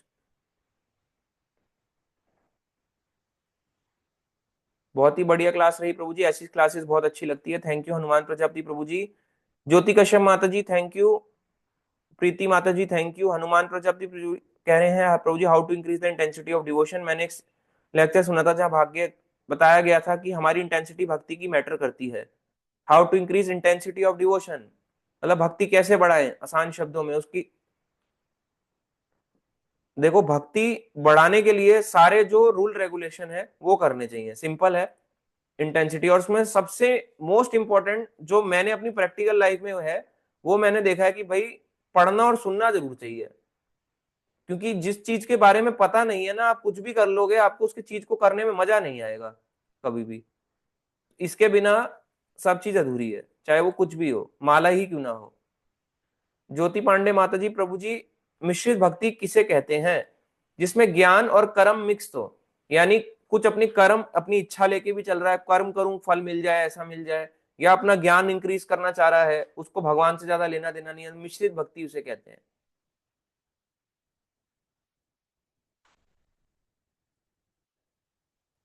Prabhu ji मायावाद basically कितने टाइप्स के होते हैं? बहुत सारे हैं मायावाद, पर बेसिकली वो है जो ईश्वर को निराकार मानते हैं। थैंक यू अंजुल प्रभु जी। अंकिता निधि माता जी, डेथ एक्सेट्रा के हाथ में तो मर्डरर को पनिशमेंट क्यों? मर्डर को पनिशमेंट तो मिलती है माता जी, यहाँ नहीं मिलती, आगने वाले लाइफ में तो मिलेगी मिलेगी। थैंक यू मधुर माता जी। नेक्स्ट, हनुमान जी को कृष्ण ने गोपी जैसा मान क्यों नहीं दिया था? यहाँ दुखालय में प्रचार करने के बजाय गोलोक में ही उन्हें रह के कृष्ण मटेरियल वालों को खींच क्यों नहीं लेते? ये तो मैंने आंसर दिया अभी, पूरी क्लास आपने शायद सुनी नहीं, ये तो मैं कई बार आंसर देता हूँ। और हनुमान जी को गोपी इसलिए नहीं बनाया क्योंकि वो गोपी बनना नहीं चाहते, सिंपल है। वो उसी दास भावना में सेवा करना चाहते हैं। अगर हनुमान जी को गोपी बना देंगे तो उनके लिए अनकंफर्टेबल जोन होगा। अगर आप एक सिंपल सा एक सरल भाषा में बोलूं, किसी को चैंटिंग करना बहुत अच्छा लगता है, वो 32 माला कर सकता है, मगर सुनना नहीं पसंद। देखो वैसे तो सुनना चाहिए, मगर वो 4 घंटे नहीं सुन सकता, 1 घंटा तो सुने। ऐसे ही अपना अपना भाव है। तो हनुमान जी का अपना भाव है कि मैं दास भावना में ही सेवा करना चाहता हूं, मैं गोपी नहीं बनना चाहता, लवर नहीं बनना चाहता। अंकिता निधि माता जी ने कोई फोटो भेजी है, ठीक है। प्रभु जी एक क्वेश्चन था, अभिमन्यु प्रभु जी लेते हैं। थैंक यू निवेदिता माता जी। माला होगी भी नहीं विदाउट हियरिंग कहीं? अंजुल प्रभु जी नहीं होगी ज्यादा समय तक। प्रभु जी भूष्टानंदी भक्त कौन होते हैं? घोष्टानंदी कहते हैं, घोष, ये वो घोष नहीं है जिसे हम घोष्ट कहते हैं, मांस वाला घोष्ट। घोष्टानंदी मतलब जो प्रचार करते हैं।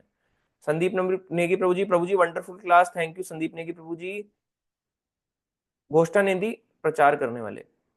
क्या मन में बोलकर हरे कृष्णा हरे राम वाला जप कर सकते हैं? मन में थोड़ा सा तेज बोलना चाहिए हरे कृष्णा, ताकि मुझे सुनाई दे।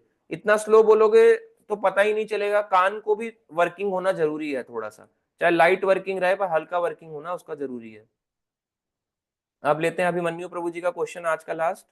और हाँ कोई है तो हरे पूछ सकते कृष्ण। हैं। हाँ हरे कृष्ण प्रभु जी। प्रभु जी मुझे ये जानना था कि ये सात्विक यज्ञ और सात्विक दान क्या होता है प्रभु जी, एक बार बता देते। सात्विक यज्ञ और सात्विक दान, अच्छा। हम्म। सात्विक यज्ञ है, जैसे अलग अलग यज्ञ होते हैं। ताम ता, ताम जैसे तमोगुणी यज्ञ, रजोगुणी यज्ञ हम्म। और सात्विक यज्ञ। हम्म। तमोगुणी यज्ञ होता है जिसमें वो आप देखते हो, है ना, ओम क्लीम ब्लिम ब्लिम ऐसे करके फेंकते हो, है ना, हम्म। चामुंडा ऐसे करके फेंकते हैं और उसपे भूत छोड़ देते हैं। तो हम्म। प्रार्थना यज्ञ का स्वामी तो भगवान विष्णु ही है, मगर वहां पे उसकी जो इच्छा पूर्ति करने आते हैं वो किसी देवी देवता के थ्रू पूरी कराते हैं, या किसी ऐसे ने उसको शक्ति दे दी, अब उसने शक्ति करके भूत लिया, भूत किसी पे छोड़ दिया। तमोगुणी यज्ञ भी है, ऐसी रजोगुणी भी है। इच्छा पूर्ति के लिए कई तरह के होते हैं, अश्वमेध यज्ञ हो गया, कोई हो गया, कई तरह के रजोगुणी भी हैं। और सात्विक यज्ञ हो गए, जैसे भगवान कृष्ण का वैसे आध्यात्मिक यज्ञ कहा जाता है हरे कृष्ण महामंत्र को, पर वैसे सात्विक यज्ञ भी हो गए, जैसे एक आपने अच्छे से वो किया और उसके बाद लोगों को प्रसाद रूप में या कुछ ना कुछ ऐसे सात्विक खाना खिला दिया, सात्विक यज्ञ हो गया। सात्विकता होनी चाहिए उसमें। तो प्रभु जी जैसे मान लो इनके पीछे इंटेंशन कैसा होना चाहिए हमारा, सात्विक यज्ञ के पीछे मतलब जैसे कुछ लोग होते हैं ना जो अपने कल्याण के लिए करते हैं, या कुछ लोग होते हैं कि मतलब संसार मतलब सात्विक यज्ञ घर के लिए। अगर अपने कल्याण, अपने अगर वो अपने इच्छा के लिए हो रहा है तो वो रजोगुणी यज्ञ है। हाँ हाँ अच्छा कोई अच्छा। भी चीज अगर भगवान से मांगी जाए, अगर उसमें हमारे इच्छा बसी हुई है तो वो रजोगुण में आता है।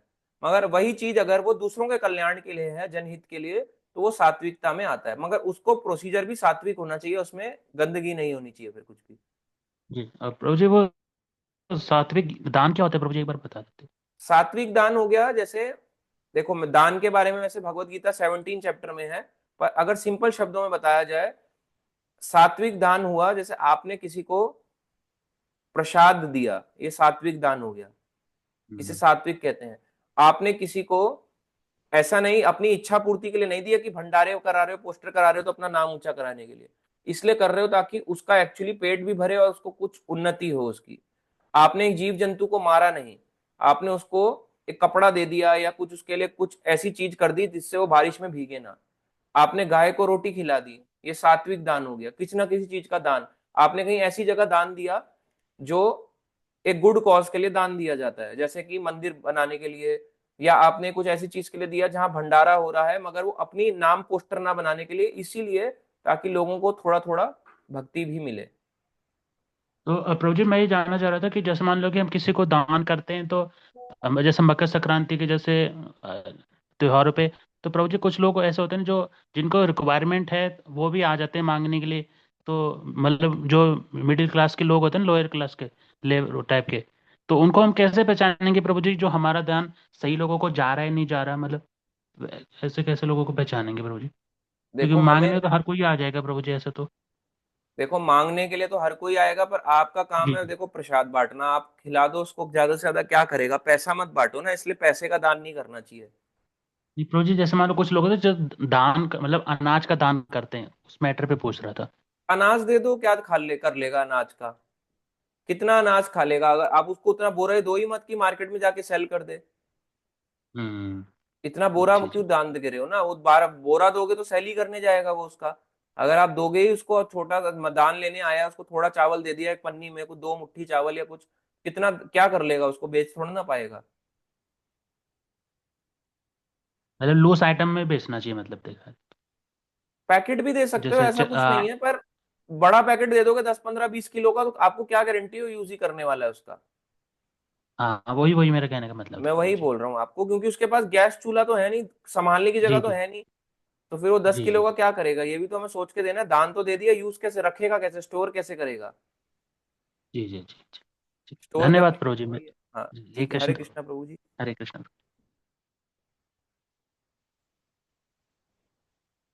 थैंक यू उर्मिला माता जी, थैंक यू प्रभु जी, बहुत अच्छी क्लास थी, बहुत अच्छे क्वेश्चन के आंसर मिल गए। प्रसादम बस पावाना चाहिए, बिल्कुल करेक्ट। ठीक है, आज के क्वेश्चन इतने ही हैं, तो फिर हम क्लास को अब कंप्लीट करते हैं। और सभी अनम्यूट कर सकते हैं, बोल सकते हैं साथ में, हरे कृष्णा हरे कृष्णा कृष्णा कृष्णा हरे हरे, कृष्णा कृष्ण हरे हरे राम हरे, हरे राम हरे राम राम राम हरे हरे राम हरे। हरे राम श्री राम भक्त राम हरे की हरे। जय, श्री उपदेशामृत जय की जय, जय श्रीला प्रभुपाद की जय। जय हरि बोल जय। प्रेमानंदे, हरि हरि हरि बोल। हरि हरि बोल। बोल हरि बोल हरि हरि बोल।